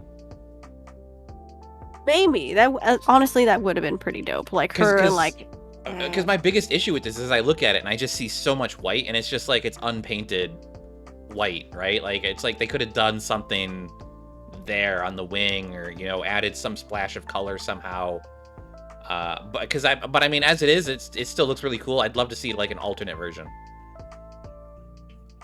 I don't know. Also, I don't know if they fix those seams. I'll talk. We can talk when they fix those seams. Yeah. Moving on, we've got another pop-up parade from Dungeon Meshi. What is Swatchow? I don't know, but it probably has something to do with the fact that she's seating, and maybe she's like their version of a noodle stopper. That makes sense. But sense. she's super cute. I like this Marcel. She looks pretty young here too. She looks younger than she should be. I wonder if that's on purpose. Interesting. Looks good though. Love this. Great design. I could see this being like a noodle stopper for like $20-$24. I think this is gonna be a cheaper figure. Very cute. Love it. Moving on, we've got what is going on that shirt? We've got a My Dress Up Darling Nendroid of Marin, Slippery Girls full graphic T-shirt version. What? It's her favorite. It's like her favorite eroge game. It's like her first cosplay. That's the character, her favorite character from her first cosplay. And yeah, the video game's called Slippery Girls. I read the first few chapters of the manga, and I've not watched the anime. I should watch it. The anime is really good. I recommend it. Yeah, I just remember reading it, and like then that's my issue is I read something and then I'll drop it because I hate reading weekly, and then I'll just like forget about it, and then the anime will come out and I'll be like, oh, but I already read this, and like the first few episodes will just be a turn off because I've already know what happens, and then I just don't end up watching, and that's my bad character flaw issue. But this looks cool. This is an interesting Nendroid. I don't think I've ever seen a Nendroid like this with like a graphic tee. It's very funny. And giant boobies on the Nendroid. It's interesting. Now we've got another Oshinoko, and this is Ruby school uniform version. Seems pretty basic, Oshinoko design. I don't really have anything to add to this. It looks good. I just think the Oshinoko stuff is like finally coming out, and that's why we're starting to see some of this here. Because there's so many characters, and it probably takes a while to get these out and to the public. Because I mean, it's already going into season 2, right? Yeah, well, it's also timing. 3? Maybe they want to like time the release of the figures with the anime, so they're like, "Oh, you're still interested." Yeah, it's definitely good. It's definitely good to tie in releases with like the series coming out, because then people can talk, like there's more talk about it online and stuff, and because people's like consciousness is like so short for things nowadays. But it's also weird because you go through this and then it's like, oh, but like we've got Hamtaro and Moomin and Gears of War that are like 10, 20 and 30 years old or 50 years old, and it's just like I don't think it's true. I think like they're doing it because they're trying to ride off of the hype for seasonal stuff, but also I don't think like in the long term, like seasonal stuff, like it's like if something becomes a cult classic, it'll just get made regardless. And I don't know if Oshinoko has cult classic status, but it did get very popular for a little bit, and then I feel like it kind of fell off a little bit too. It's a very good story. I've been keeping up with the manga, and I enjoy it. It's kind of coming into its final arc, I think. But moving on, we've got a scale figure for Anya and Lloyd. So this is a twofer. This looks cool. A twofer. You get 2 figures in one. I could see this being a little bit more. This is probably like $100, $200. Looks good. Yeah. Lloyd looks good. I like the food. It's very cute, very wholesome. I'm more of a fan of the Anya figures. I think they've made a lot of little Anya figures, and I think they're really cute. I think this is a good figure set because it's like a father-daughter like type of thing, and I don't feel like you see that very often in anime, let alone figures. So this is probably like a really good thing for like someone who has kids or something is trying to collect. This would be something really cool to have. But let's keep going on. We've got Bang Brave Bang Braven. I have no idea what this is. I watched it. I'm actually surprised the Nendo's coming out now. because it's over, as far as I know. It looks like SD Gundam had a baby with like Gurren Lagann. Could see that. It's it takes a lot of the like mecha tropes, especially from like kids shows, and it makes it like it like cranks it up to 100 and it's like a real thing. Like, you know how like sometimes like mechas will come on screen and their like logo will pop up behind them. In this anime, it is an actual physical object that pops up behind them. It's very silly. I recently started reading this new manga, and it's like it's kind of weird. Like, it's like about a girl who becomes the new superhero, like the new Super Sentai fighter, but like she like warps into old movies and she has to fight like all these old kaiju. What is the purpose? Like, why is she going into these old movies? I don't really understand. I've only read chapter 1, but she like wears a bracelet and it's like her turn, so like her family pass it down to her, and so now she's like the new superhero, and she gets teleported into like these old movie reels from like the 70s to fight these monsters. And it's weird because like she's just like a regular high school girl, but like to the viewers, like there's also viewers off to the side trying to film the movie at the same time, and so it's like it's really weird and meta, but like I don't know. I forget the name of it, but it just came out. I'll link it to you later. But yeah, it looked good. And that's, and when you talk about like breaking the fourth wall or whatever, and like having like cranking up tropes to 11. Yeah. But moving on. From the same series, Isami Ow. I don't know what's going on here, but he looks sad. Isami! Why is he naked? Because when he gets into the mecha, he gets like he gets put into like the mecha outfit, but he like loses his like clothes. Aww. Something like that. Regardless, he ends up naked inside of the robot and he hates it. He like literally hates it. He's the one that rides Brayburn and he just hates it, and he hates Brayburn. It's very silly. This is also a Swatchow, like that Dungeon Meshi figure. So I think this might be a noodle topper. What an awkward noodle topper. Just Asami gently resting his meat bag on your noodles. Yeah, kind of weird. Moving on, we've got a pop-up parade for Gojo. Very popular. I'm sure this one will sell like hotcakes to all of the 20-some-year-old girls who are obsessed with Gojo. I don't know. It doesn't have the 20-inch cock. Sorry. Insane. Yeah. Well, not everyone can afford that figure. I've seen the Gojo figures. They're very expensive. Very expensive, wee. And then there's a ghetto. They look good. They go together. I don't. They kind of look like they're supposed to be facing each other. My only issue is that both of them have the same hand up. So they're not like parallel with each other, which kind of bothers me. But yeah, it looks like they're meant to be facing each other, like bookends. Yeah, you got to get his boyfriend, like, so they can sit together. Mm-hmm. But moving on, we have another Konosuba, and this is Iris. This one looks cute. I like the hairpiece. This is the little princess that just got introduced in the new season. I like the grapes in the hair. It's cute. And she's also got like the one braided ponytail on the side. Mm-hmm. Very cute. And then we got Eris. This is cute. I like the hair. Konosuba has such good designs. Yeah, Konosuba has very cute designs. I like the hairpiece here. Look at that. That hairpiece is very unique for an android, where it has like the hair coming out of the hat thing, the shawl. It's like a nun. Yeah. Hat. Very cute. I like it a lot. Moving on, we've got Windbreaker. Did you watch this one? I watched the first few episodes. I don't know how I feel about it.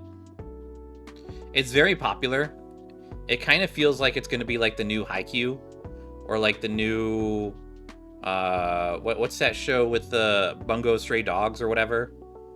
Like it's like, you know, it's like a bunch of boys and they're like fighting and, you know, like, but like it's not too violent. Like they do fight, but it feels like, oh, but we need to help the community, and like it's just kind of tacky. No, it's cute. This is okay. So I was having this discussion with somebody, and they think that this version of show is like what cute girls doing cute things is to like men. This is cute boys doing hoodlum things. This is for women. This whole show is for food. Yeah, no, I agree with that, and I think even the like concept of the show, like when you get into the show, there's like one female character who like is kind of the big sister character. Yeah. And it's kind of like, oh, you look at all these young boys that you need to take care of, and I think my main issue with this show is that it's just not like I was expecting to get more actiony out of it. Like I was expecting a little bit more violence, a little bit more grit. Like if it had just like taked up the like I only got in like a couple episodes and I just kind of zoned out because it is like a little bit violent, but like not in the sense of like I was expecting like there to be like hardcore blood and like street gangs, and it just was not that. It was more it's a little bit like whitewashed for the ladies, I will say. So the last like 4 or 5 episodes of the series is just straight up street fighting where these two gangs clash over like an issue that happened. And yeah, it's I wouldn't say it's really violent, but this show has great animation. Like it looks great. I mean, they a lot of money. Way better. Yeah, it's way better than I expected it to be. And I do recommend it if you're at all interested in like rough boys doing hoodlum things. Now, the thing with this, though, that gets me confused is this is an Android, but where it says Good Smile Company as the company, it says Orange Rogue. So something's a little bit different about this. Oh, weird. I didn't even notice that. And I will say I don't like the face on this one. Mainly the eye, like the white eye, the white side of his hair, like his eye, like it's like outlined in black, and it just looks a little bit weird. And in this photo, it makes it look really like pixelated. I don't know if that's just because of the photo or if it's the print job, and I just don't like the outline in general. I think it would look better without the outline. Wonder what makes it different. Like why is it an orange rogue compared to the other ones? Yeah, I don't know. Maybe, and this is the only time I think we've seen that so far. But moving on, we're back to Good Smile, and we've got Chutan from Kawaii Shoot Gomen, from Koku Haku Jiku Linkai series. I have no idea what this is. I actually don't. Maybe I just don't know the Japanese name for this anime. It looks cute. I mean, typical girl. It's very cute. I would like to know. Chutan.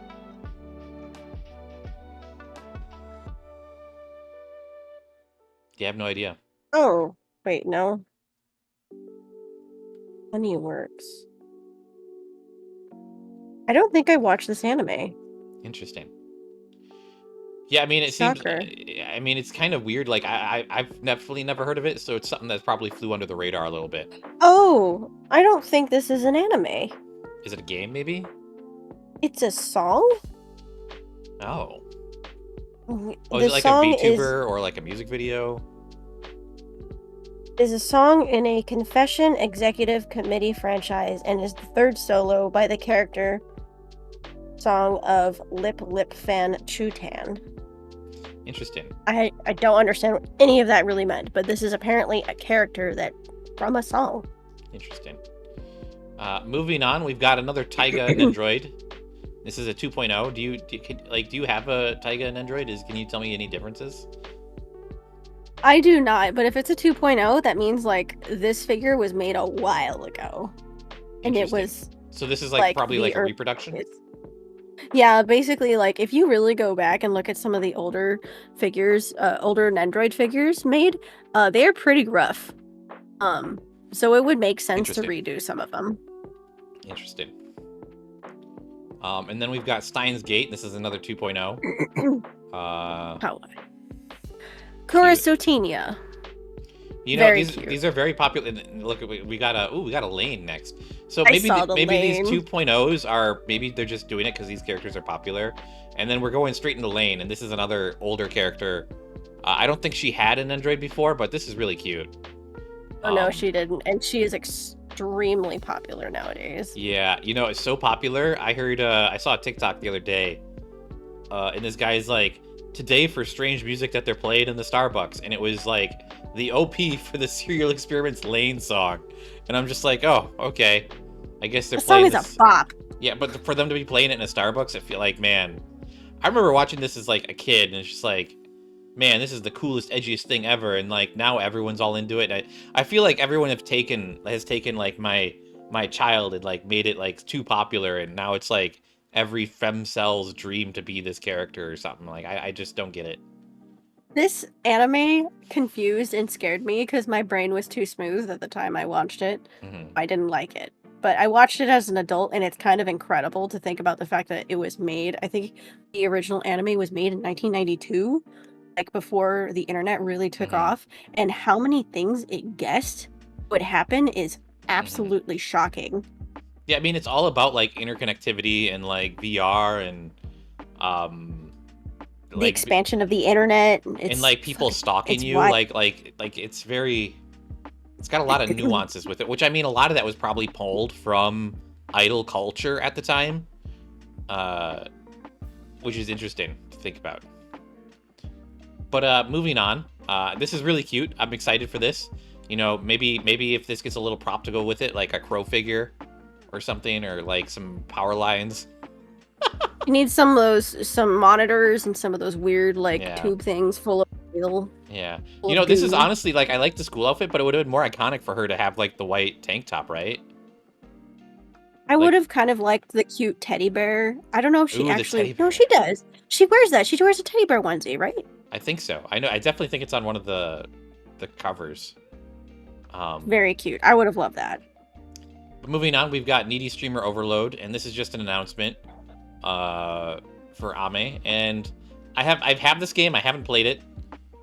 Love the designs. My understanding is you have to like teach a girl how to stream, and then you have to give her advice on how to stream and like what to stream, and then she becomes like crazy or something. I don't know. I know it's very popular. It's very, very popular in Japan as well. But yeah, you know, this is a good pickup for an Android. Moving on, we've got a diorama chibi figures for Ib and Gary. I have no idea what this is. I don't either, but I love it. I think it's got such style and so cute. Like, look at the movement. Look at those two figures just like floating. This is also Good Smile Arts Shanghai. So this is potentially not even a Japanese IP. Still cute. I think this is a game. I think I recognize this as being from a game. I don't know. I like this design though. It's really cute. It's really cute. But let's move on. It looks like we're gonna be looking at a lot of 2Bs. So we've got a scale figure for 2B. Looks good. I've not played Nier Automata, but she's a very popular character. We've got another 2B. It looks kind of like the last one, standing on almost the same thing. Oh my goodness, it's literally 4 2B characters in a row. Yeah, and they're all scale figures. This one's got tentative name. This one looks like it's more like along the way than the other ones. It doesn't look as high quality though. This one looks a little bit cheaper with the plastic. This one looks cool. This one is a Figma, so this one's posable.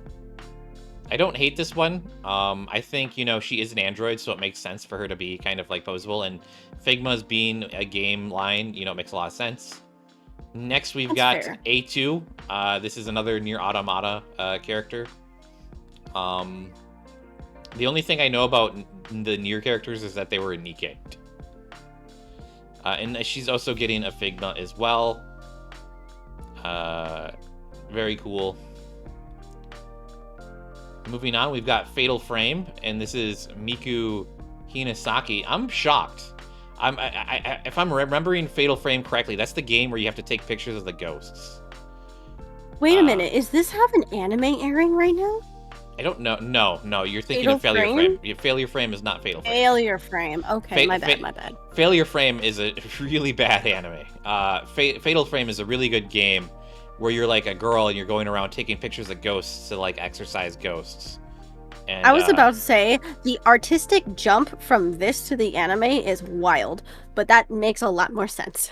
Yeah, the game is really popular with streamers. Like it's a good game to stream. It's a horror game, if that was not obvious. Moving along, we've got Altair Mary Remake, The Alchemist of Salberg, and this is Mary. No idea what this anime is about. Looks cool. And it says remake. I don't know if this is a remake of the anime or a remake of the Nendroid. I think it's a remake of the anime. Looks cool, though. Moving on, we've got Altair Ryza, Ever Darkness, and Secret Hideout. And this is a scale figure of Leela Desirous. No idea who this character is or what it's from. It's Max Factory, so it's probably a game. Really like this design. The face looks good. I mean, the chest looks good. The chair looks good. The pose is really cool. I'd love to see a frontal of this pose. They've angled this one away from the camera. Not gonna lie. Looks good though. Like it a lot. Looks like a nice figure. Next we've got from the same game. Yeah, this has to be a game. It looks like a game. Oh no, now I recognize it. It is definitely a game, and I couldn't get past a couple of episodes. It's just not. Didn't we see a Figma of this character earlier? I feel like the spear looks the weapon looks familiar, but I could be wrong. I don't think so. Yeah, I don't know. I've never seen this game. This looks like a cool design. I'd love to see it as a figure. Moving on, we've got the Song of Seiya. This is a pop-up parade, and this is the large one. No idea what this is. Looks cool, like the design. 90s or early 2000s. It's very cute. It's very 90s. I have no I'm idea gonna be honest. what it is. It's very 90s. It's got that whole like round head and sad expression and like, oh, woe is me, and then like she's an angel wearing like the skimpiest outfit, and then of course the panty shot. Because why not? I didn't even notice the panty shot, but thank you. Yeah. That's how you know it's 90s, is if there's a very overt panty shot. Moving they gotta on. add in that edgy. Exactly. They don't do it nowadays because they want to market to the teenagers. Next, we've got a Honkai Star Rail Adventurine. I have no idea. I don't know who this character is from Honkai. I'm gonna be honest. I know a few of the Honkai characters. I have no idea who this is. Like the design. Honkai characters always look so over the top for me. I mean, there's so much going on with this design. It's pretty wild. Love the details on it, though. Looks good. I am playing the new... This is... Honkai is by Hoyoverse. Hoyoverse does Genshin, and then this game, Honkai, and then they have a new game come out called Zenless Zone Zero, and I am playing Zenless Zone Zero. I really like it. It's a little bit different. I mean, it's kind of like hack and slash type of combat, but it's a little bit more RPG-like than Honkai and Genshin. Still a gacha, though. Next, we've got another Honkai, and this is Blade. I think I've seen this character before online. I think he has red hair. I think there's red hair in this character. I think I've seen cosplayers of this character. If nothing else, gacha characters really go all out with their style. Exactly. I don't play any of their games, but it's all style. Next, we've got a Genshin Impact, and this is Raiden Shogun, and this is the girl who pulls the sword out of her titties. Oh, I could see that now. Yeah. You know what? You know, if you've got the space, it's a useful pocket. Why not? And then after this, we've got Zhong Li from Genshin Impact. I believe he's got like kind of like a brown and white outfit, and then brown hair. That's all I know. Looks cool though. Notice how these characters are like flying though. Like these two You can Genshin ones. you can make every character fly if they're a Nendo. Yeah, but these look like they're meant to fly. Like they're meant to. Like these look like the pulls. Like these. I think these are the poses from when you pull them in the gacha, and like they like whip on screen, or maybe it's their ultimate. I don't know. I could be wrong. Moving on, we've got a Danganronpa 1 and 2 Reloaded announcements. So they've got Nagito and Kyoko. Cool to see that. Not played Danganronpa. I know it's very popular. Moving on, we've got a Figma of Lilith from Diablo 6, 5, 4. Oh, that's dope. A lot of people not happy with Diablo lately. Oh yeah, there was that whole thing with their price gouging, right? Yeah, well, it's also just the game. Like the newer one is just not that good. That's I think they're working on it to make it better. I don't know. It's really depends. I think this is Blizzard. So it's really like up in the air to see how Microsoft treats Blizzard and to see if they'll do something better in the future and whatnot. But yeah, I mean, I don't think this is an actual figure. I think this is just concept art. I can't really tell. Lilith is always, like, ever since I saw that figure, I thought it was a dope character. It's really dope. Next, we've got a Figma of Geralt from The Witcher. I think this is just the guy from The Witcher, right? Like, I've not played The Witcher either. Is this supposed to be the main Witcher? I think it is. This is Witcher 3, so I think this is like him a little bit older. It does not. Oh, this is from the video game. Oh, I'm a crazy person. Okay. Yeah, it's not Henry Cavill. I was about to say, that doesn't look like my Witcher. Excuse me. And then moving on, they've got an announcement for Apex Legends getting a hyper body. What the fuck's a hyper body? I don't know. I don't know. Oh, I don't know if that means it's posable, but I love Watson. Watson's one of my favorite characters. She's like a French girl, and she is a tank-ish. I like her design. Yeah, she's got a big scar on her face. And it's kind of hidden from her outfit in this angle, but like she's got a huge electricity scar like all on her like side of her face. And she's an electricity character. And she's kind of like a sadistic person. I'm not gonna lie. Moving on, we've got a Frieren and we've got Ubel. Ubel. I'm probably not pronouncing that right, but this is cool to see. I mean, Frieren's very popular. Looks like we've got a bunch of Frieren stuff coming up after this. Nice. She's very popular with cosplayers and with fans, so I'm really shocked that she's getting. I'm assuming there must already be a Frieren and a Fern figure, but like I think there's also a Stark one as well. But like crazy that there's like they're gonna. I think Frieren's probably just gonna run through all of the characters to get figures at this point. Moving on, we've got a scale figure for Frieren. This one looks nice. I saw this in person, and it's so cute. It looks really good. I actually mentioned it in my Anime Expo video. It looks really good in person. It's very cute. This looks really good. Then we've got a Pop-Up Parade Fern. You know, not the best Pop-Up Parade pose, I would say. But it's a shame they didn't make her staff. Yeah, that's what it feels a little bit lazy. I'm not gonna lie. I feel like the outfit is very plain, and they could have done a lot more, like with the pose or with something to make it a little bit more appealing.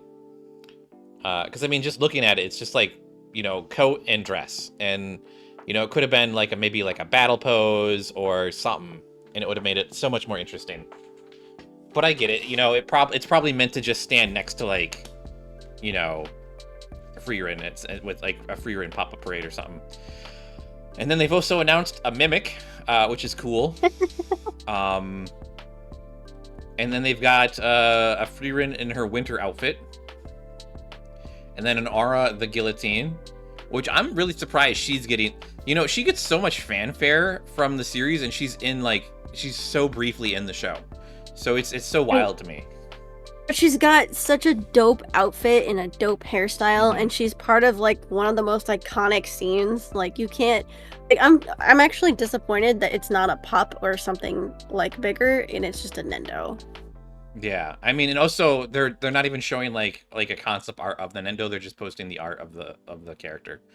And then they've got a doll for Frieren coming out as well. Oh, nice. This is the Nendroid doll. This is a Nendroid doll. So it's going to have the Nendroid face, and then the body is more doll-like. With, like, fabric and stuff. Now we've got Train to the End of the World with Suzuru Chikura. I don't think I know what this is from. I saw this anime. It ended last season, and it's a very interesting watch. Okay. I would recommend it if you're looking for something like fantasy existential. Okay. Apocalypse. It's like cute girls of the apocalypse. Okay. Interesting that it's getting a figure the season later instead of like the season during. Is this not the main character? Yes, this is the main character. Oh, interesting that it's getting a Nendroid announcement after the fact. You know, it must be like a smaller studio or something. But let's keep going on. Next, we've got a solo leveling announcement for a Nendroid. Solo leveling, very popular. I'm actually surprised at how big solo leveling has gotten. You know, I've never thought Korean comics would get so big in the anime community. In that a Korean comic would ever get animated by a Japanese studio either. Also, it's just interesting. It's so interesting because, like, in the original comic, the Japanese are like bad guys, and they've like changed them so they're not bad guys in the anime, from what I understand. That's funny. I didn't know that. I figured like this was inevitably like once I figured out what the plot was, it's just like a really dope power fantasy, like a turn off your brain, eat some chips, enjoy the power fantasy and the fun animation. Like even I enjoy it. It's usually not my thing. This but it's is really kind fun. of like the godfather of like this genre in like the Korean comics. All of them have sort of mimicked this, where it's like the world, like towers popped up all around the world, and now we have to go dungeon diving into the towers, and there's like weird rules that we have to follow in there, and it's, you know, there's and there's like hunters, and everything's like gamified. Korean comics love their gamification of things. There's so many series where it's like learn to fight, and it's like a guy who basically get quests to like learn how to fight, and it's so interesting. But yeah, you know, cool to see this getting, you know, picked up. I'm thinking of doing like my favorite like a manhwa, like a top 5 manhwa I want to see get made into an anime series or something like that. And a lot of manhwa also have dramas that go alongside them, which is interesting. I was about to say, if you want to do that, I wouldn't mind jumping in on that, because I actually watch a lot of manhwa, or read a lot of manhwa, but that's probably not the kinds that you read. Well, I read a lot of them. Yeah, we'll talk about it later, but it's something to look out. If you guys have made it this far in the video, then it's something to look forward to in the future. Moving on, we've got Apothecary Diaries with this garden party version. Looks very cute. I like the design. Like the outfit. This looks like a Nendroid design. Like why these are Nendroid designs? Why don't these other ones have Nendroid designs? I don't get it. These must be further along in the production pipeline. I was about to say they probably just haven't gotten that far yet. That's wild. That's how popular Frieren is that they're like, oh, you know, we've signed a deal for 7 Nendroids, and you know, they've only got art for 1 made so far or something. You know, like it's crazy. Moving on, we've got a Katanagatari. Yeah, I think I watched this anime. There's like a guy, right? Like, and she's like they're like, yes. Yeah. It's so wild. It's so crazy that they're giving these figures, because this anime came out so long ago. Yeah. It was really unique, and I really enjoyed it because it was so unique. And I'm just really shocked to see anything for it. I didn't think it was that popular. Yeah, it's weird. It's weird. Maybe they're just trying to hit the nostalgic factor, because I know, from my understanding, the series when it came out, it did really well on TV. I didn't know that. Yeah, so I think they're just hitting this nostalgic factor for like Japanese fan base. Cheerio. Moving on, we've got oh god, what am I reading this? Monogatari. Yeah, but like Kiss Shot Accelero Laurion Heart Thunderblade. Yeah. That's a name. Shinobu. Yeah. This is Looks her like a nice her design, boss. This is her boss mommy version. Okay. Looks good. Like it. And this is her cute young lady version. Same character, right? Same character. That's wild. That's absolutely wild. I like this design though. I don't feel like we get enough like characters eating. Especially for like a pop-up parade. This is like a very unique pose. This reminds me of a Garage Kid, actually. There's a Garage Kid in a similar pose eating a mochi donut. Looks cute. Moving on, we've got a Death Note, and this is a 2.0. Weird that they have art and not like a figure. I wonder if they've redone this one from like the design up or something. I'm sure they did. I remember seeing this one and being like, wow, they've come a long way, because the original was pretty rough. Yeah, that's interesting. And then moving on, we've got a Berserk with an android with Griffith. Fuck this guy.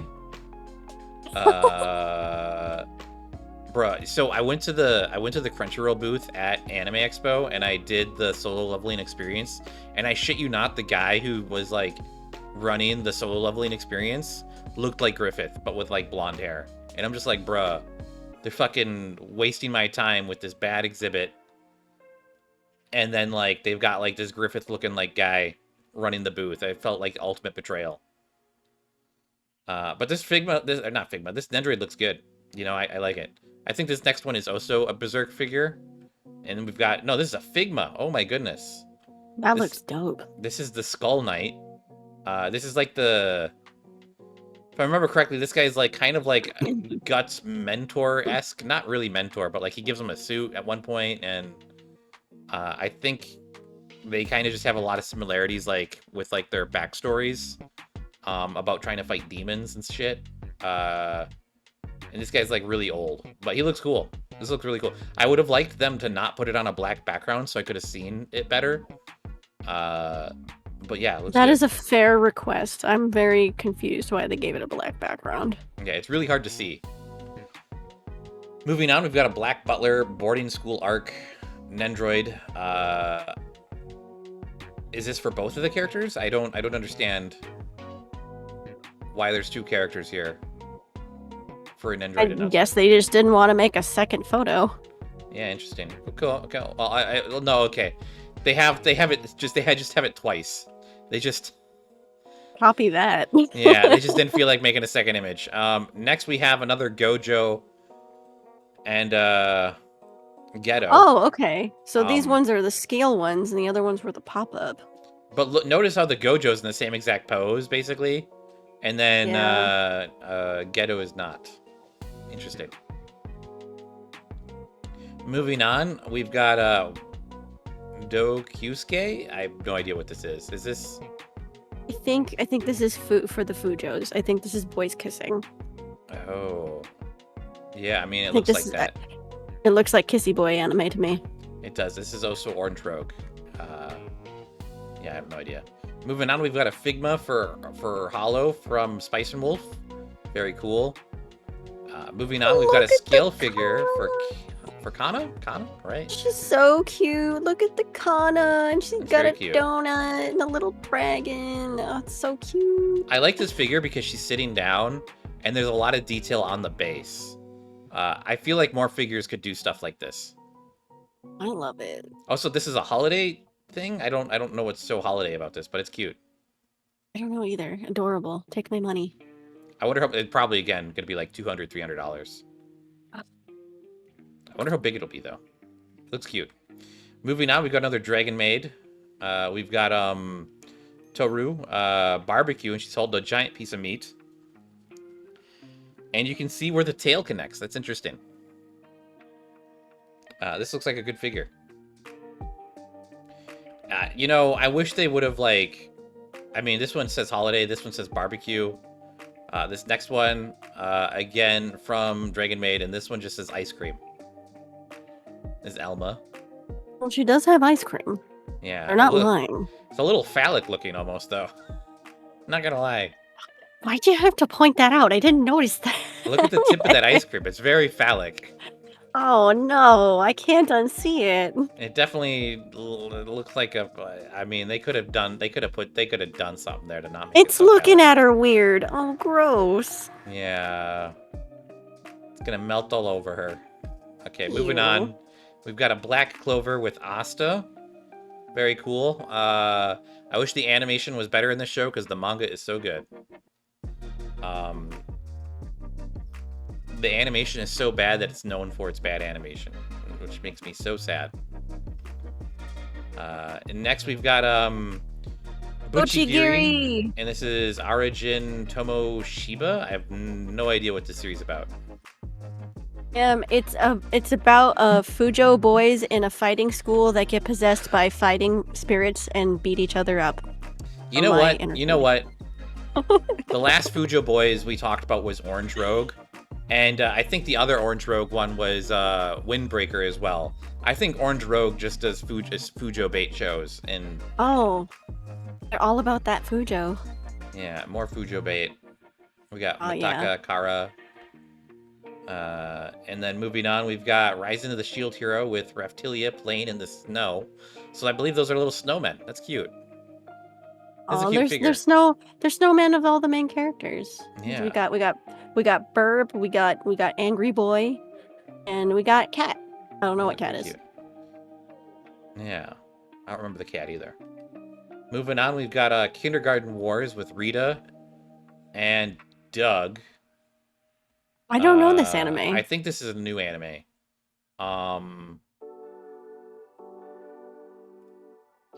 Yeah, I don't know much about it. They look cool though. I wonder if they're teachers. I assume they're teachers. But Doug, Doug is not a very anime-esque name. I like that. That's funny. I don't hate it.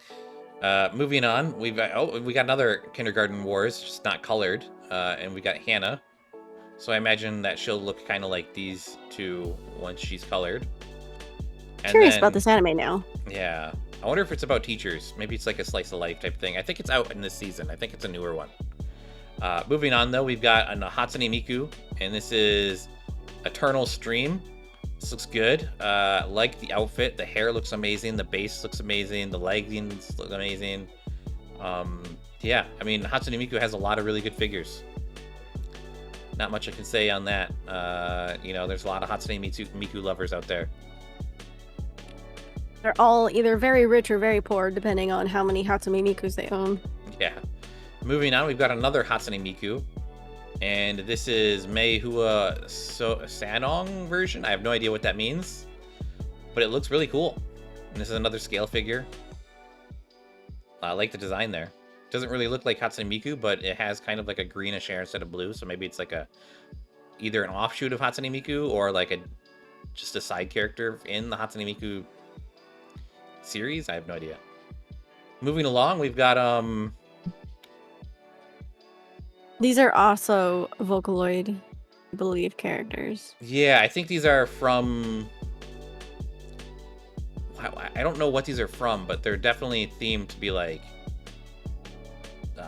I think. Oh, geez. I know what they look like normally. They're like a brother and sister, right? Yes, but is it from that anime? That's kind of like a sequel to And They Cry. I have no idea. The Daughter of Evil version. This is cool though. I like it. Maybe they did a song for the anime, and that's why they have them in anime outfits. That's a fair guess. Then we've got another Hatsune Miku, and this is a Pop-Up Parade, and this is, I think this is a Racing Miku, but it doesn't say, yeah, it's Racing Miku 2023 version. I like this design. This is a very, I've seen this design a lot, but I feel like this one's a little bit more sexualized with that waist part. I was about to say, it's pretty scandalous. Yeah, I don't feel like this is like the regular design for this. Also, she's got some very, her thighs are very plump looking in this figure. I mean, we all love plump thighs. They look good in those thigh highs. Well, I mean, it's just like normally when you see like Hatsune Miku, she's very slim. And then you see this and it's like she's a very, a little bit more plump looking, which is interesting. Moving on, we've got a Hololive production, and this is Tokoyami Toa. I think I have a card from her, a holographic card. I like this design a lot. VTubers have really good designs. Hat is adorable. Hat is really cute. I like the outfit. This is a good Nendroid. I like it. Hairpiece is really cool. Moving on, we've got another Hololive. This is a Sakamata Chloe, and this is a pop-up parade. I don't recognize. I think she normally has like a coat on, maybe, or like some type of thing over her shoulders. This is cute though. This is a really cute figure. She's very popular. The edgy goth girl in me loves the amount of chains and belts. Chains. It does scream very like early 2000s Hot Topic. Absolutely. Yeah. Down to clown. Yeah, I'm surprised she hasn't got any like bullet loops on her. Moving on, we've got another Hololive with Sakura Miku. Not colored, so we can't enjoy it, but it is a Figma, so it's posable. You know, I'm sure people will love this. I think the people really like Figmas for their Hololive figures because then they can make stop motion animations.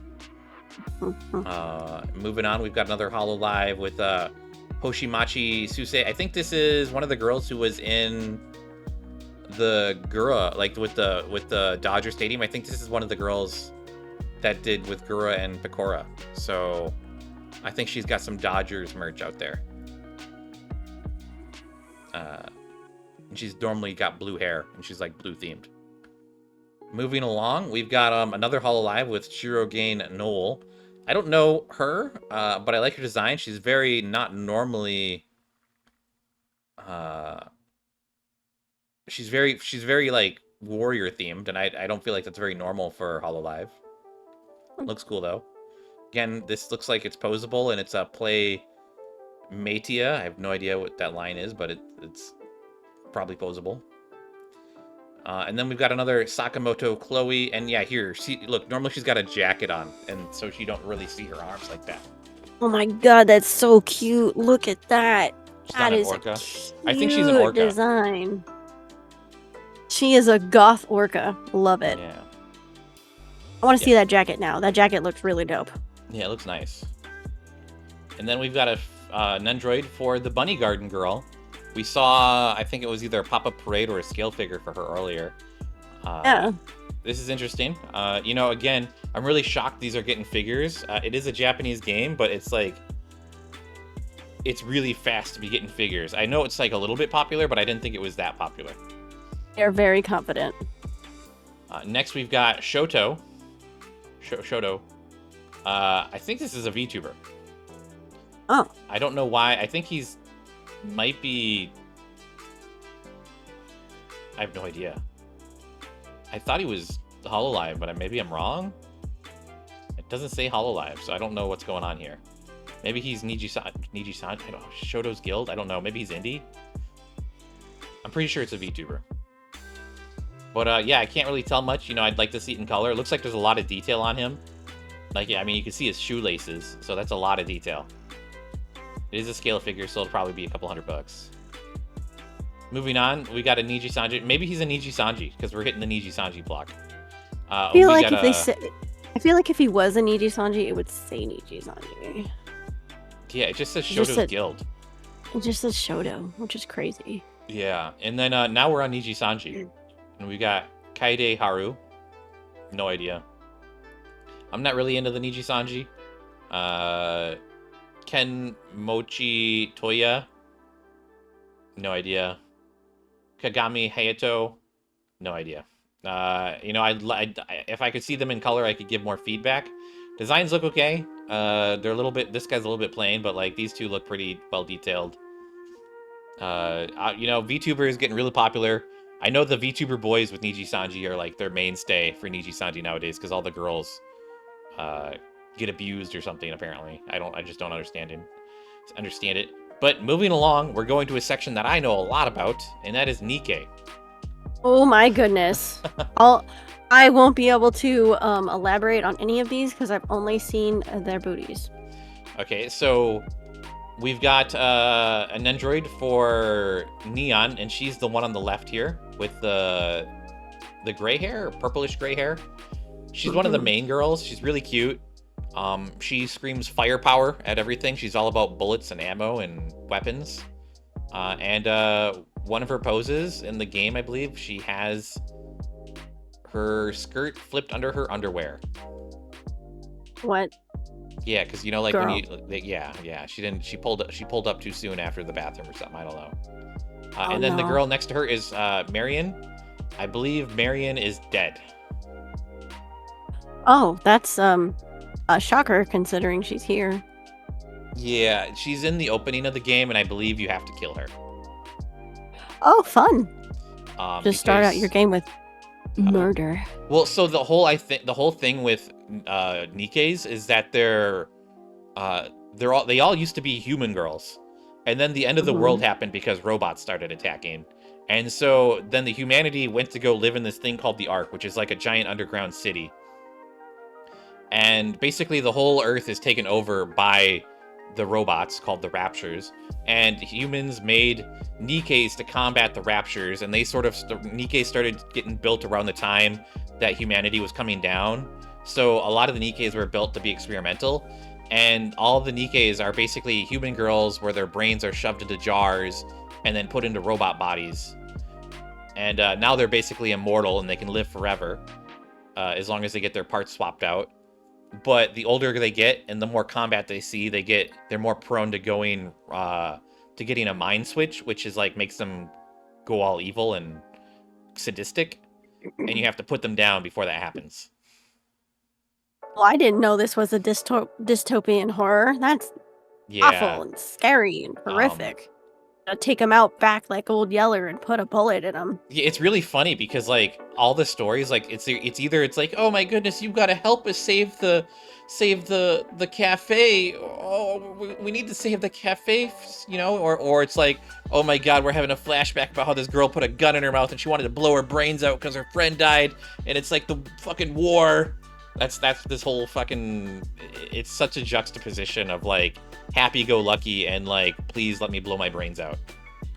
I think I would snap my neck from the whiplash. Jesus. Yeah, and it's like it's all told through like a campaign and then like story events. But moving along, we've got a Figma of Scarlet. I believe in Japan she has a different name. I think her name's Gurin in Japan. Because Gurin means scarlet. But she's posable. She's one of the strongest characters in the game, and she drinks a lot of alcohol. That's what I got to say about that. Next we have a Figma of Modernia. Modernia is the strongest character in the game, and will always be the strongest character in the game because she is the fan favorite. She's got the mentality of a child, and is OP as fuck. All right then. Yeah, she is so OP. She's not even my strongest character, and she's my strongest character, if that makes any sense. Like, she's not my highest level character, and she's still my strongest character. Her ultimate is just like an auto aim. You don't even need to aim. It just auto aims everything, and it's so strong. Moving on is a scale figure of Rappy, and this is like the main girl in the game, so to say. And this is her summer outfit and her swimsuit. This is a very good outfit. I like the base. It's got sand. It looks like sand. Yeah, good design. Love it. This is another one of the main characters. So Rappy, Neon that we saw earlier with like the purplish white hair, and then Anise are like the three main girls. And this is Anise. Some people are call her Anis, or some other forms of that name because they can't pronounce it right, but it's Anise. And this is her summer outfit, and she's actually holding a soda. Not a beer, it's a soda. And this is her. These characters are quite stacked. Yeah. I mean, this one is particularly stacked. She is known for being a little chubby and drinking a lot of soda. Moving on, we've got Red Hood. Red Hood, this is a hyper body, so I think this is posable. So this answers our questions about what hyper bodies were from earlier. But she's a sniper. She's really good. She's like a flashback character, so there's not really much like to talk about her. She's really cool. Her ultimate is like interesting because she has an ultimate. So in the game, you have burst 1, 2, and 3. And how the ultimates work is once you have a burst 1, you can automatically click burst 2 and burst 3 right after in that succession. And this character here has all 3 bursts, so you can just click on her 3 times in a row. So she's kind of strong, but she's not too overpowered. She's kind of like, it's whatever. But she's cool. It's a cool character. I like her design. She's normally red and black. She shows a lot of skin. Now we're moving away from Aniki and onto Azur Lane, which is another mecha girl, ship girl type game. It's also a gacha. And this is Owari. I don't know anything about Azur Lane. I know it's very popular. I like this design. Very voluptuous. Like the hair, like the outfit. Would like to see it painted. The gacha games just go, whoa, ma'am. There is a version the without gacha games. the coat. The gacha games go crazy with the designs. Like they never really let you down. And wow, girl. Oh my. There's a different face. Is it a completely different figure? No, it's like, just. Do you have to buy 2 separate figures? I think it is 2 separate figures. So looking at this, it looks like the bow on her chest might be a little bit different. On her like. And then also her face is different. I noticed the face was different. I was just wondering if it was a faceplate that was like. Because this is a good smile figure. This is a good smile figure. Oh, good smile arts Shanghai, so it might be a little different. But sometimes if you buy them from certain stores or just from Good Smile itself, it'll come with extra little details and a faceplate. I think it has to be like a separate figure because how would you get the coat off? The arms, like the arms would have to detach or something, and I mean, maybe let's look at the wrists. I mean, they have this loop going around the arms, and maybe they're hiding a seam right there. That's what I was wondering. Maybe it's kind of there. Because I kind of see something, but I can't tell if it's a shadow or not. Excuse me. Because there's definitely something going on there. Like she's definitely wearing like a glove on this arm, and I don't really see the same thing going on over here, but she's got the seam there. You know what? It might come off at the seam of the glove at the arm. Interesting. The arms might come off. Maybe. Moving along, we've got another Azur Lane. This is Cheshire Cat Sith Crooner. Looks like it to be a singer. And she's got like a little character with her, and I mean, very sexy, very sexy. Another Azur Lane. We got Nendroid Formidable heavy equipment version. I assume her name is Formidable. Look at that. She's got like a whole ship coming out of her back. Look at that. The standing piece connects to the ship, and then the ship connects to her back. That's kind of cute. That's a very inventive way to use that connector piece. Yeah, that's interesting. That's very interesting. Now we're moving on to Blue Archive, which is another gacha game, and this is Mika, Call of the Stars. This is really definitely cute. Not Medaka. Yeah, definitely not Medaka, but very cute still. And then another Blue Archive with Akane Murakasa, and this is a bunny girl figure. Man, I am a sucker for bunny girls, and I really like this one. This one is like it's sexy, but it's homely, and like it's so interesting to look at. Looks so cozy. Also, the background props go really well with this. They put a lot of production into this photo. Like, look at that. They got like fake money and a stool and a fake bar. Can you sell me that stuff? I want the fake bar for my figures. Moving along, How cute would that be? We got Blue Archive with Hibiki. Cheer Squad Memorial Lobby version. I actually seen a few people cosplay this character. I think it's a dog girl. I think she's got a tail coming out of her butt as well. You can't sort of see it down in the bottom right. But I'm a sucker for cheerleaders. This is cute. I like this a lot. Moving along, we got another cheerleader. This is Kotori Cheer Squad from Blue Archive. Don't like this one as much. I think the little halo thing kind of blends in with her hair, and like the yellow with blonde just doesn't do it for me. The yellow on the darker hair really pops. Yeah, that's unfortunate. Also, I think it's the background being yellow kind of like pulls away from her design a lot. Like, it's not the best background color choice. Yeah, it should have been a light blue Mm-hmm. to make her yellow pop. It should have just been the same background as this. It would have been so much Exactly. better. Moving along, we've got Izayoi from Blue Archive as well. I don't know. I mean, this is cool. I like the gun. This is an android. Looks really, I mean, the halo's cool.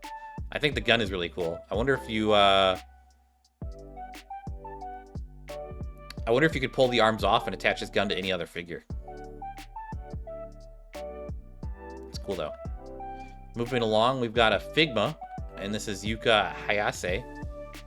Don't hate this Figma. I mean, they hide the joints pretty well. It's okay. I like the okay. guns. The guns, you know, I think the design just looks pretty good on this one. I don't hate this. I mean, if I saw this on another like pose, maybe I'd hate it. I don't know. Moving along, we've got a Playmatia of Toki from Blue Archive. Again, I think this is a posable figure. This looks cool. I like And the a legs. fan of the maid outfit. Yeah, battle maids, very, very hot. Very cute. Moving along, we've got a scale figure of Ichikawa. Ichika? I think maybe that's how you say that. It's cute. You know, the wings coming out of like the waist is like a new trend that we've seen in like the last like 10 years. And it's very popular. Very popular. Very popular hip wings. Mm-hmm. Wonder what that does for things. Moving along, we've got Wakamo, and this is a swimsuit. There is a lot of detail going on in that face and the hair. That's a lot of facial detail. Good looking figure though. I'm not gonna lie, I'd like to see this colored so I could see more detail about it. But it looks really good. Same. I bet you this is gonna be like $300, $400, guaranteed. Moving along, we've got a scale figure for Hinata in a swimsuit version. You know, why are these characters always carrying giant like briefcases? That's probably where their guns are, but this cute figure. I like it. I like the sun, what do you call it? A sun hat? I don't know. Sun hat? Yeah, the sun hat. It's cute. Next, we've got a scale figure for Aru, again from Blue Archive. I like the smug face. Can't really say much. I would like to see it colored. I'm not too familiar with Blue Archive characters, so just being able to see it colored would be a lot more helpful for me. We're still on Blue Archive, and we got Sarika Kurumi with an Nendroid. Cute, like it. Very simple, straightforward. Next, we've got a Plana. So many Blue Archive characters. I didn't realize there were so many. I know it's a gacha game, but wow. This is cute. I like it. Moving on, more Blue Archive. We got a scale figure of Hina. Look at those bat wings. Yeah, it's cool. Bat hip wings. Except for I don't think they're coming out of the waist. I think they're coming out of like the thighs. That's weird. Bat hip wings. I wonder if So you can fly cute. with those. Absolutely not. None of the hip wings. You cannot fly with any of these hip wings. They are for show and nothing else. We've got a scale figure for Ako, and this is a dress. This looks cute. I like this. Very, very mature and pretty. Then we got a scale figure for Kikyo, and she's got two tails and a giant gun. Kind of a schoolgirl vibe going on. I like it. Very cool. Now we got a pop-up parade. Now we're moving on to a pop-up parade for Blue Archive, and this is Nonami Mischievous Straight version. I don't know what that means, but I'm assuming this was an event skin of some sort. I like it. It's cute. Ooh. In a Blue Archive pop-up parade of Tsubaki, and she's a guide. She's kind of like a bear girl, maybe? I can't tell. That's cute. I like the flag. The whole guide thing is cute. I like that as a concept. Then we've got an Nendroid of Hina Sorasaki. That's a lot of detail to fit into a Nendroid. This is the girl with the bat wings? Is this the same girl as earlier? Yeah, this is the same girl. Oh yeah, it is. Huh. So this is how her wings connect, I guess. That's some long wings. There's some stuff going on there. Yeah. Moving on, we got Akane Okosora. Still Blue Archive. Don't know what this character's about. Again, a student outfit. It's cute. Blue Archive going crazy with the figures. Jesus. Yeah, I mean it's very popular. They had like 3 booths at Anime Expo this year. My goodness. Next we have a Figma of Shiroko Tsunakomi, and she's riding a bike. I wonder if you get a bike with this Figma. I like the biking girl outfit. That's cute. Moving along, we're finally off of Blue Archive, and now we're on the Golden Kamui. I don't know how to say it, but we got Lieutenant Koito. I don't remember. I read the manga. I don't know this character. Oh, really? Yeah, it was okay. It's kind of like man, I vaguely remember. It's like about treasure, and I think like I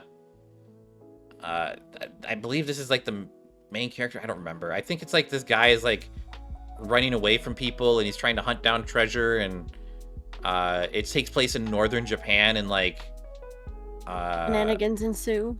Yeah, and like. But there's also like Russians and stuff. It's like before Japan purged the Russians, and there's like a native population of people who live up in northern Japan who aren't Japanese as well, and it's kind of interesting. Moving on, we've got Nanichi with a new outfit version for an Nendroid. This is Made in Abyss. Very popular character. I love Nanichi. I love Made in Abyss. It's great. It's great. Yeah. The Golden City of the Scorching Sun. What is... I'm guessing it's just... I guess that's the arc. It's the arc where she gets this outfit. And then this is Papa, look right? at that Papa Parade. That's Bone Daddy. Yeah. This Bone cool. Daddy. I don't know. Good. I don't know what's going on here. Why is he all metallic looking? I'm guessing this isn't painted. Yeah, it's kind of a weird base color though. Interesting. Is it painted? It should not be painted. Cause am I having a stroke? I know he's got more color to him. He's got like purple lights. I remember. I just assume this is the base coat of whatever they're trying to do. Moving on, we've got Idolish 7 with Toma Inumaru. We got a lot of Idolish here. Toro Midu. This is Orange Rogue. This is Fujo Bait. Oh my god. Is this baby versions of the Skate the Infinity characters? Yeah, and this is by Orange Rogue, who specializes in the Fujo Bait. Why? I got questions. Because mom needs to have a good boy. No, get out of here. You can walk yourself out. Moving on, we've got My Hero Academia, Nendroid Surprise, My Hero Academia Heroes vs. Villains Edition. So they don't say which characters, so it's probably just going to be a random assortment of heroes and villains. Blind boxes. Yep. Now we're getting Nendroid Rei Ayanami plug suit version, and then Asuka. Oh, these are both Nendos. For plug suit versions. Yeah, and these are both Nendos. Don't they have Nendos? I'm surprised they don't already. Maybe they don't. They must not, because this isn't even a 2.0 version. Or maybe they don't have. Well, this is also from the 2.0 movie, so this is a newer design. Maybe that's what it is. I don't know. These look like the classic designs. I mean, the characters are popular, so they'll probably always be making figures of these two. Moving on, we've got Lucy from Fairy Tail in Natsu costume, and this is a large size pop-up parade. Interesting. I believe she's wearing the outfit of the main character. I think that's what's going on here. This is not her normal outfit. It's also very sexy. I don't remember this. I've read a lot of Fairy Tail, and I don't remember her wearing his outfit like this. So, interesting. Next, we've got Ezra Scarlet from Fairy Tail. Yeah, pretty cool. Not surprised, Fairy Tail's getting figures. Next, we've got Nendroid Light Sakamichi Onada. Oh, so this is just all the characters from Yowamushi Pedal. I'm probably butchering that. I've actually watched this anime. It's all about cycling, and apparently I was about to say it's about bikes. After this show came out, I believe bicycle sales increased by like 20 to 30% with women in Japan. Oh wow. Yeah.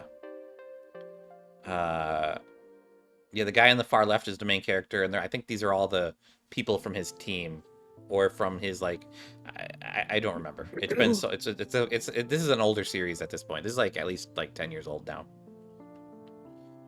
Moving on, we've got King's Proposal. I have no idea what this is. You could tell me this is Blue Archive, and I would believe it. But there's a scale figure of Saika Kunenzaki. This looks amazing. I don't know who this character is. Or what it's from, like what King's Proposal is, but this looks amazing. Love the details. Moving on, we've got a certain scientific railgun T with Misaki Shokuho, and this is an Nendroid. This is a nice looking Nendroid. This is the base design, pretty basic, but look at this. They've got the accessories out here. They've got like a remote, they've got a bag, they've got gloves. This is what I mean when I say like, the accessories help me like sell, like it feels like I'd want to get this figure for the accessories. Is a nice figure. Another Nendroid. We got How to Raise a Boring Girlfriend Fine. And this is a doll version. Yeah, and this is Megami Kato. And this is what those Nendroid dolls look like. So they got a little bit of fabric on them, but they're kind of posable, and they're Nendroid sized, so pretty cool. Interesting. Moving along, we've got some Inuyasha with New Moon version and Shippo. Shippo? I don't know if I'm saying that. These are cute. I assume they come together, and yeah, this is cute. I feel like this is an older design, because I'm looking at Inuyasha, and he's just like, or New Moon. This is Inuyasha, yeah, right? This is just him as human, right? Yeah, so, yeah, every time there's a new moon, he turns completely human. Yeah. I don't know, I feel like this Nendroid just looks really basic to me for some reason. Like, it doesn't look very detailed compared to, like, other Nendroids. Like, if you go to this, like, look at this. Like, there's more fingers, and I don't know. Maybe it's because there's a toy with it. Or not a toy, but, like, an additional side figure. Moving along, though, we've got a Seto Kaiba from Yu-Gi-Oh! Look at the tiny dual disc. Yeah, see what I mean? Like, that's a lot of detail for, like, a Nendroid. And then, like, you go back to, like, Inuyasha here, and it's just like, look at his sword. It's a little clunky in some parts. But then you go to this dual disc, and, like, look at that. Like, tiny little triangles, tiny little squares. Like, he's got rivets on his jacket. Like, this is a lot of detail. Also, this is probably going to sell way better, though. Megaloformal. Yeah. Kaiba is megaloformal, and he's gotta have the popped shoulders and look all cool. Yeah, this is a good figure though. This is probably gonna sell real fast. Moving on, we've got Record of the Lotus War with Deedlit. I'm probably pronouncing that wrong, but I love an elf girl. I've not seen Record of the Lotus War. I know it's an older show, but man, love elf girls, love green, and again with the popped up shoulders. This looks like a good Nendroid. I like it. Moving along, we've got Sengoku Yoko, and this is Tama. I don't think I know this series. I do not know this series either. Looks like a cute character. From the same series, we got Jinka. No idea. Looks cute. Moving along, we've got Is the Order a Rabbit Bloom, and this is Chinu Winter Uniform version. No idea what this series is or who this is. Cute character. It's cute girls running a cafe. This is where that really famous like meme gif comes from, where it's like green tea, coffee, green tea, coffee. Is this the one with the like recorder? What? With the girl with the recorder who makes that's the recorder meme. I can't remember. I don't know. I think there's a bunny. I think there's a bunny in it that's like sentient or squishy and round. I can't remember. Like green tea. Okay. Moving on, though, we've got Yoko 2.0. So this is probably a remake from an older figure from Gurren Lagann. Gurren Lagann. Gurren Lagann. Yeah, this looks good. You know, cool to see her getting some more fanfare. I know a lot of people have issues with this character design nowadays because technically I think she's like 16 years old in this outfit. But yeah. You know, Gurren Lagann's a good classic anime, and I highly recommend people watch it. Moving on, we've got Oh My Goddess with Belle Dandy. Yeah. Actually, never watched this anime. You know, I've got a few of the manga in like comic book form. From like I think it's from Dark Horse Comics when they did that back in the day in like the 2000s. And yeah, it's interesting. It's basically like a rom-com story. I think the main dude gets cucked at the end. I think that's the whole plot line. Well, that's a tragedy. Yeah. Because they're goddesses, and I think they have to leave him. I think that's the whole. I think they leave him. Moving along, though, we've got Jormungand from Jormungand. And this is Coco Hekmatyar. Sounds familiar. I don't know the character, though. I don't know this anime, but she looks like a villain. She looks like somebody I should not like. Yeah, she looks like a badass. Moving along, we've got Oh my god. Sora Kasugano, large size from Yosugu no Sora? I don't know. I don't know I know this series. What is it? So it's based off of a like visual novel where you can get different routes and end up with different girls, and Okay. in the anime it progressively goes down to each route that is more and more problematic. And I say Ooh. problematic because the very last route with this specific girl is your sister. And you were in the anime, he is full on banging his sister, and there's no like, oh, maybe they're not. Ooh. No, they are full on banging, and they run away What's together. the issue? No, I'm joking. I'm joking. And yeah, no, it's pretty it's honestly pretty dark. If you watch the other storylines, they're pretty messed up and sad. And yeah, the last arc is the main character he gets with this character who is his sister, and he gets caught banging her by his childhood friend. Ooh, I wonder how that goes over afterwards. Poorly. Okay. Moving on, we've got Kaleidostar Sora Negino. Not sure what this is, but this is a cool design. Very cute. Yeah. Very like dancer-esque, or like it looks like American pop star in the 80s. Very, very much so. Or like someone doing like a flamenco dance of some sort. But moving on, we've got Nadja from Ashita no Nadja. No idea. Cute design, though. I should know this one. She looks very familiar. She does look familiar. I think this is an older series, because the next one after this is Astro Boy, and it would probably make a lot of sense that they're doing like older series next to each other. Yeah, this is a cute one, and he is just a regular Nendroid. Although he does look posable, like looks like his legs are pretty posable, and like could probably aim his rockets. I wonder if you could take the flames out and like have him stand normally. He probably has little booties. Yeah, it's cute. Moving along, though, we've got Riku Nura Knight, and this is Nura Rise of the Yokai Clan. I remember watching this. I don't remember much about it. I just know it's about yokai, and like the main character like transforms. Moving along, we've got Akira Sato from The Fable. No idea. He looks like a hitman. He is in fact a hitman. Okay. I was watching this anime. Okay. Yeah, I mean, it's cool. I mean, I don't know why you would need a Figma of him, but sure, why not? Moving along, we've got Al Azif large size pop-up parade from Demon Bane. I can see why people need this, though. Is it the panties? It's definitely the panties. A cute design, though. I like it. I don't know what Demon Bane is, but this is cute. Moving along, we've got Ippo Makanuchi, and this is from Hajime no Ippo.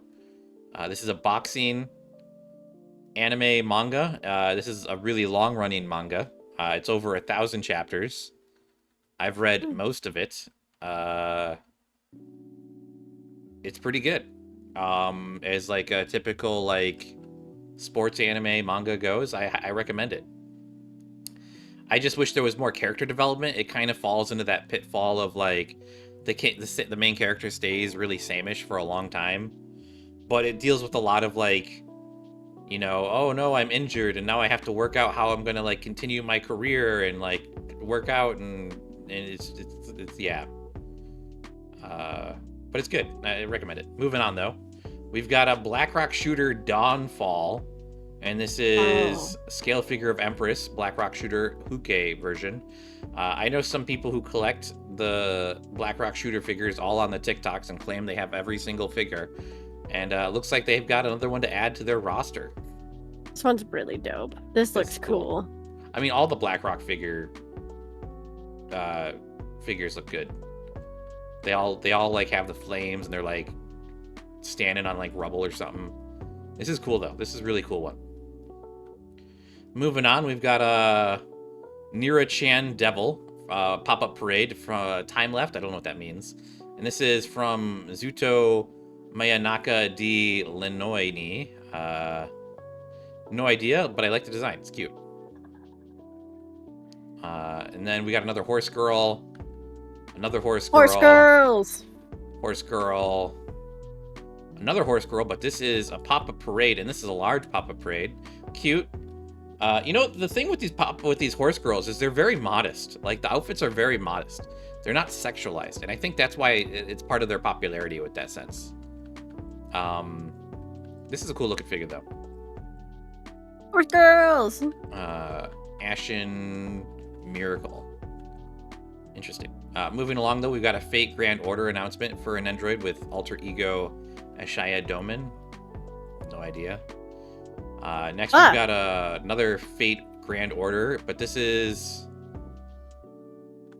I don't know what this is. This is Harmonia Bloom. So this is the Harmonia Bloom series, and I think they're like dolls a little bit. Kind of creepy. Terrifying. Yeah, the eyes on this one is really, really piercing. Really jump scared me there. Yeah. Another Fate Grand Order. This one is a scale figure of Ruler Meluzine. This is quite the design. I thought she was holding a sandwich, but it's definitely not a sandwich, right? I think it looks like Knuckles, but I can't really tell. All I know is she's wearing very little. Very true. I was very focused on the sandwich. And she's got tails and a bottle that's shaped like a fish. Cute. Another Nendroid announcement for a Fate Grand Order character. Another one. And then another one.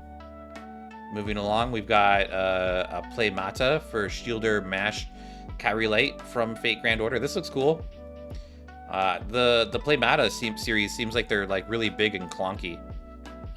Probably good for teenagers to collect and like fight with or something. Moving on, we got Fate Samurai Remnant Saber. It's cool. Fate Hollow Atraxia Doll Lancer.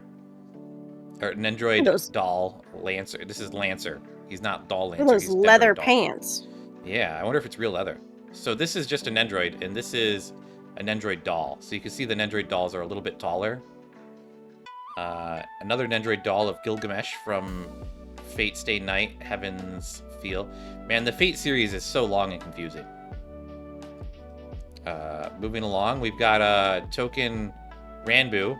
Yeah, this is from Orange Rogue, so this is another Fujoshi bait. Bunch of Fujos. Yeah. Oh, not a horse girl. Everybody, not a horse girl. This is Idol Master, not a horse girl. Almost tricked me there. And then we got Princess Connect Redive, and this is a scale figure for UA ceremonial outfit. This is cute. I like the little thing she's holding. I like a little spirit thing. Again, this is based on a video game. I was about to say, this is a gotcha. Yeah. Next, we've got Nendroid Doll, Kigurumi Pajamas Dinosaur. So this Look is... at how cute. And Shark. So these are just the outfits. These are not the characters. I think they're just the outfits that they're showing off here. Love the shark. And then we got a Nendroid Doll outfit set, World Tour India. And then we got a boy and girl version. Oh, you can just buy all the little outfits. So cute. Yeah, I didn't realize the doll series were that big to be getting all these outfits, but that's pretty crazy. Then they even got shoes. Look at the little shoes. Look at that. That looks like real leather. Shoelaces. Again, this is just the outfit, or maybe I think no, these are the characters, but they're little priests. This is from... It just says Little Nendroid Nikos. Doll. Yeah, I think this is an Nendroid original. Yeah, very cute though. Then they've got some bunny girls, black and white. One of them might be a bunny boy. I don't know. I was about to say, I think that's a bunny boy. You I think they're there's a bunny boys? boy. I think they're both bunny boy outfits. Okay, they could be bunny boys. They look like bunny boys because they're wearing the shorts. I'm gonna headcanon bunny boy as both of them. Yeah, I mean they have also not got a- the weird belt buckle. There's not enough Fujo in this, so. Yeah, I think they're bunny boys. Then they're also coming out with a world tour for Germany for boy and girl. Okay, so they do have like a boy and girl Yeah, outfit. it looks like they're just doing like cultural outfits from around the world. Moving along, though, we've got more Harmonia, and this is Poi Poi Molcar. These are kind of like intimidating to look at. These are slightly less scary than the other ones, but that's because they're not smiling. Yeah. This is from Near Harmonia. I don't know what that is. Moving along, we've got a Playmoda figure of Takina Inoue from Lycosis Recoil, and I have no idea what that is, but It was a an very anime. popular anime, and it was really good, and I think it's getting either a movie or a new season soon. And then here's Chisato Nishikigigi from the same series. I recognize the designs. Don't remember the series. Moving along, we've got Valkyrie Tune, VT Melody Blaze, and VT March Drill. And these are... My god, figures? they look like they're straight out of Sinfon but I don't think they are. Otherwise, it would say Sinfon Valkyrie I can't tell if they're posable or if they're like figures, because it looks like their arms are posable, but like the legs do not look posable.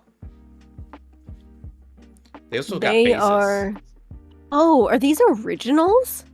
Like, is this an original line that Good Smile is trying to come out with called Valkyrie Tune? Yeah, I mean they don't have like they're not called Pop-Up Parade or anything, so I don't know what that, they must be. They look cool though. Huh. Moving along, we've got a Shin Japan Heroes Universe. So we've got quite the cast of characters here. We got Ultraman, we've got Evangelion, we've got Godzilla, and then I believe that's Kamen Rider. I think that's the first Kamen Rider in the middle there. That is a fair guess, because I would not have known. That's wild. I know Ultraman, and I know Eva, and I know Godzilla, but I did not know that one. Yeah, he's also holding the Spear of Longulus. Pretty dope. Moving along, we've got heavily armored high school girls with Playmax Ichi early version. This looks like it's a posable figure. This looks pretty cool. I don't think I'd get this, but I like this design a lot. There's a lot going on there with those swords. Yeah, it looks pretty badass. I mean, if this was an anime, I'd probably watch this. Heavily armored high school girls. I think this might be original series. This is also Max Factory, so I have no idea. Moving along, we have Gridman, Dinah Xenon, and Azur Lane. That's a weird mix match of characters, and this is a scale figure of Rika Takarada Blue Sky Station. I don't know what Azur Lane did with Gridman, but this is cool. I mean, I like this figure. It comes with a pigeon. It comes with a pigeon. It Cool. looks like she's waiting for the train. It looks like her butt cheek is like sitting there on that bar, and you kind of look like it's interesting. It's interesting. Your observations astound me every time. I mean, that's all I can see is like the butt cheek hanging over the bar. That's all I can see. It's I'm just like, oh, look, a pigeon, and you're like, butt cheek overhang. I mean, it's so bright. It's like so brightly lit up too. Like, look at like there's like shading beneath it, but like it's like they lit it up on purpose. I'm just saying that, you know, like I don't know. Looks like a cute figure though. I would get this. I like this. I like this base. This is cool. Moving along, we've got a Gridman universe and a Hyperbody Rika, the same character. I don't know why this one's Azur Lane and this one's not. Maybe she's wearing an Azur Lane character outfit or something. But this is cool. Like, it's cool seeing like the same character in like a different outfit. This is a posable Hyperbody outfit model. Looks cool. You know, I'm curious to see what the backside of this one looks like, because it looks like there's a lot of butt cheek hanging out as well. Just from how high that skirt goes. Moving on, though, we've got Bunny Suit Planning Figma Silva Barrel Line. That is Bunny a Suit design. Planning. Yeah. That is, in fact, a design. Oh my goodness. This reminds me of like a lot of the outfits that the e-girls are wearing nowadays. Moving on. Another Bunny Suit Planning Playmax. So Bunny Suit Planning must be a series of some sort. I don't know. But this is Sophia F. Shearing Vampire version. And it looks like she's got like wings here with like plastic see-through parts, which is interesting. Like the design. You know, I'd like to see it colored. I don't think black is good for these gray figures as a background because it makes it really hard to see, but yeah, this looks cool. Moving along, we've got a Figma X Ride Small Dinosaur. I would like the dinosaur. I think that's what we're getting. I think it's the dinosaur. I don't think the character is what we're getting. Lol, oh my god, that's hilarious. Okay, cool. That's what I want. But I gotta get that dinosaur as a mount for some of my characters. And look, he's even got a base. It's kind of cool. Yeah, because it says Ride Small Dinosaur. X Ride Small Dinosaur. Example Ride Small Dinosaur? I don't know. Moving along, we've got a scale figure of Alice Chan. And this is just from Max Factory. I have no idea who Alice Chan is, but she seems very lucky. She's got a 777 pin. She's got some dice, some scales. You know, she's probably like a gacha game inspired character, I'd assume. Moving along, we've got Max Factory Nishimura style drawing doll Olive. These drawing dolls always creep me out. I assume they look like they went crazy with the posability on this thing. Yeah. I mean, it looks cool. You know, I would have loved this when I was in college, but yeah, I bet it falls apart very easily. Yeah. Moving on, though, we've got Flower Imitation Playmax Flower Reindeer F. Looks like it's a posable figure with a motorcycle. Looks like a cool design with some underboob going on there. Motorcycle looks cool. I would like to see it colored. Moving on, we've got another Fafnir in the Azur Beyond. Looks like we might have a few of these mechs coming up, so... Like 100% sure. I'm like 100% sure that that name is partially in German. Yeah, this is definitely a game. This looks cool. I like all the arms. Very samurai-esque knight. Oh my god, they are arms. This guy looks cool. Giant shoulder tumors. He looks very proud of his shoulder tumors. And then we've got a Guyver, bio boosted armor Guyver, Figma Guyver Gigantic. So I don't know what's going on. So Guyver is the guy on the left, and I think the figure that they're trying to show is the one on the right. Because this is Guyver Gigantic, and yeah, it looks big. Looks cool. They're like mini girthy. Pick one. Moving on, we've got Guilty Princess, Playmax Maidroid Rosalie. Cute design. It's like half colored though, so I don't know what's going on. They're doing their best. Like look at why is the face blue, but then like the arms are like flesh colored and like everything else pale colored. Like everything else was reused, like except for those parts. Yeah. Probably, right? Well, I mean, it's like more like they finished those parts and then they're like they didn't decide on the face and the chest until like they're making modifications way late into the game or something. I don't know. It's kind of weird. Moving on, we've got Nekopara. This is a scale figure of Maple, Race Queen version. This is cute. This is a real cute figure. I like the base. I like the design. Nekopara has some really cute girls. I like the umbrella. Next is another Nekopara, and this is Cinnamon Race Queen version. This is very cute. It has a similar base. I like the flag. I bet it's not a real flag. No, I doubt it.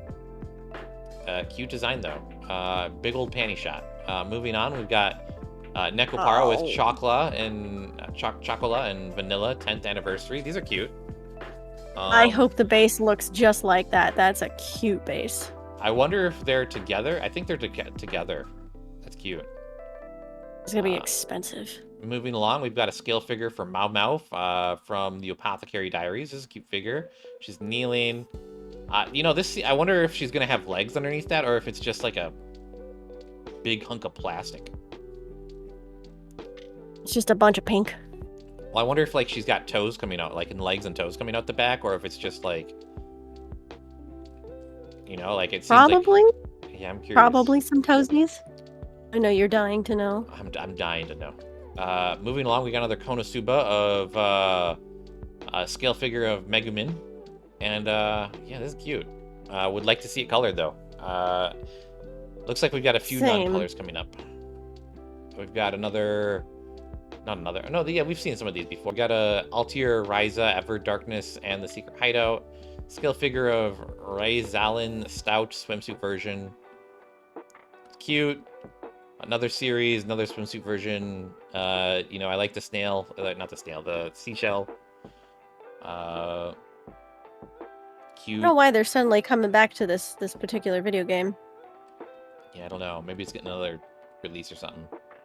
And then Gridman Universe is the same girl we saw earlier. She's getting a lot of figures. This is a interesting pose. Putting on some socks. Well, there's the toesies that you want. I know, right? It's all I want is toes. That seems to be the main feature. I mean, I like that she's sitting on the desk. I wonder if the desk is probably a separate part. It's interesting. I like it. I like it a lot. And then we've got Shinobu Master Shenran Kagura New Link. I think this is a video game. I think this is a pinball game. Definitely, I can definitely see where the pinball aspect is coming through. Yeah. A lot of swimsuit versions in this summer release of these figures, though. Tracks, summer. Then we got Magic Mold. And this is original design from Magic Mold. And this is a scale figure of Colors Sumugi. Interesting figure here. I like the base plate, with like the light and the bird and. I was about to say burb. Very cute burb. Outfit's cute. Umbrella's cute. Lots of detail. Looks good. Now we've got an Nendroid of Chihayu Ayase from I can't, I'm just not even gonna bother. I don't know what this anime is, but it's cute. And this is the last one. My goodness. Yeah. Good Smile was not messing around. Yeah, this was a lot. Let's see if there's more we can see on their website here. So, going to the event map. Let's see if I can load this up bigger. Let's see what we can see here. So Playmax had its own zone. I didn't see any. I don't feel like we saw much of the Bishoujo plastic models in the product lineup. The horse girl. No, I don't think we did. The horse girl had its own section, and the dolls had its own section.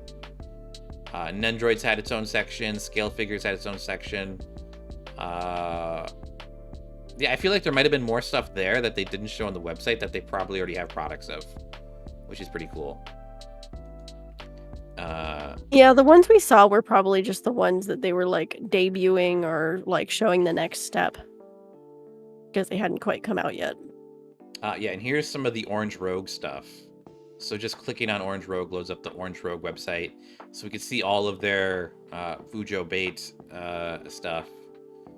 Definitely everything here is Fujo bait. Yep. Look at that. You get your little guys in suits. You get your little guys as babies. You get your little guys in summer Weird wear. sweaters. You can get them in workout gear.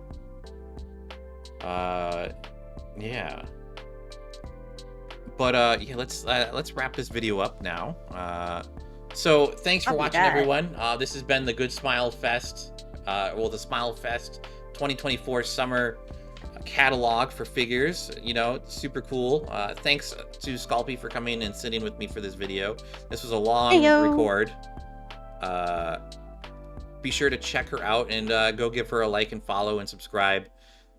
Thanks for watching, and I'll catch you guys in the next one. Bye-bye. Bye-bye.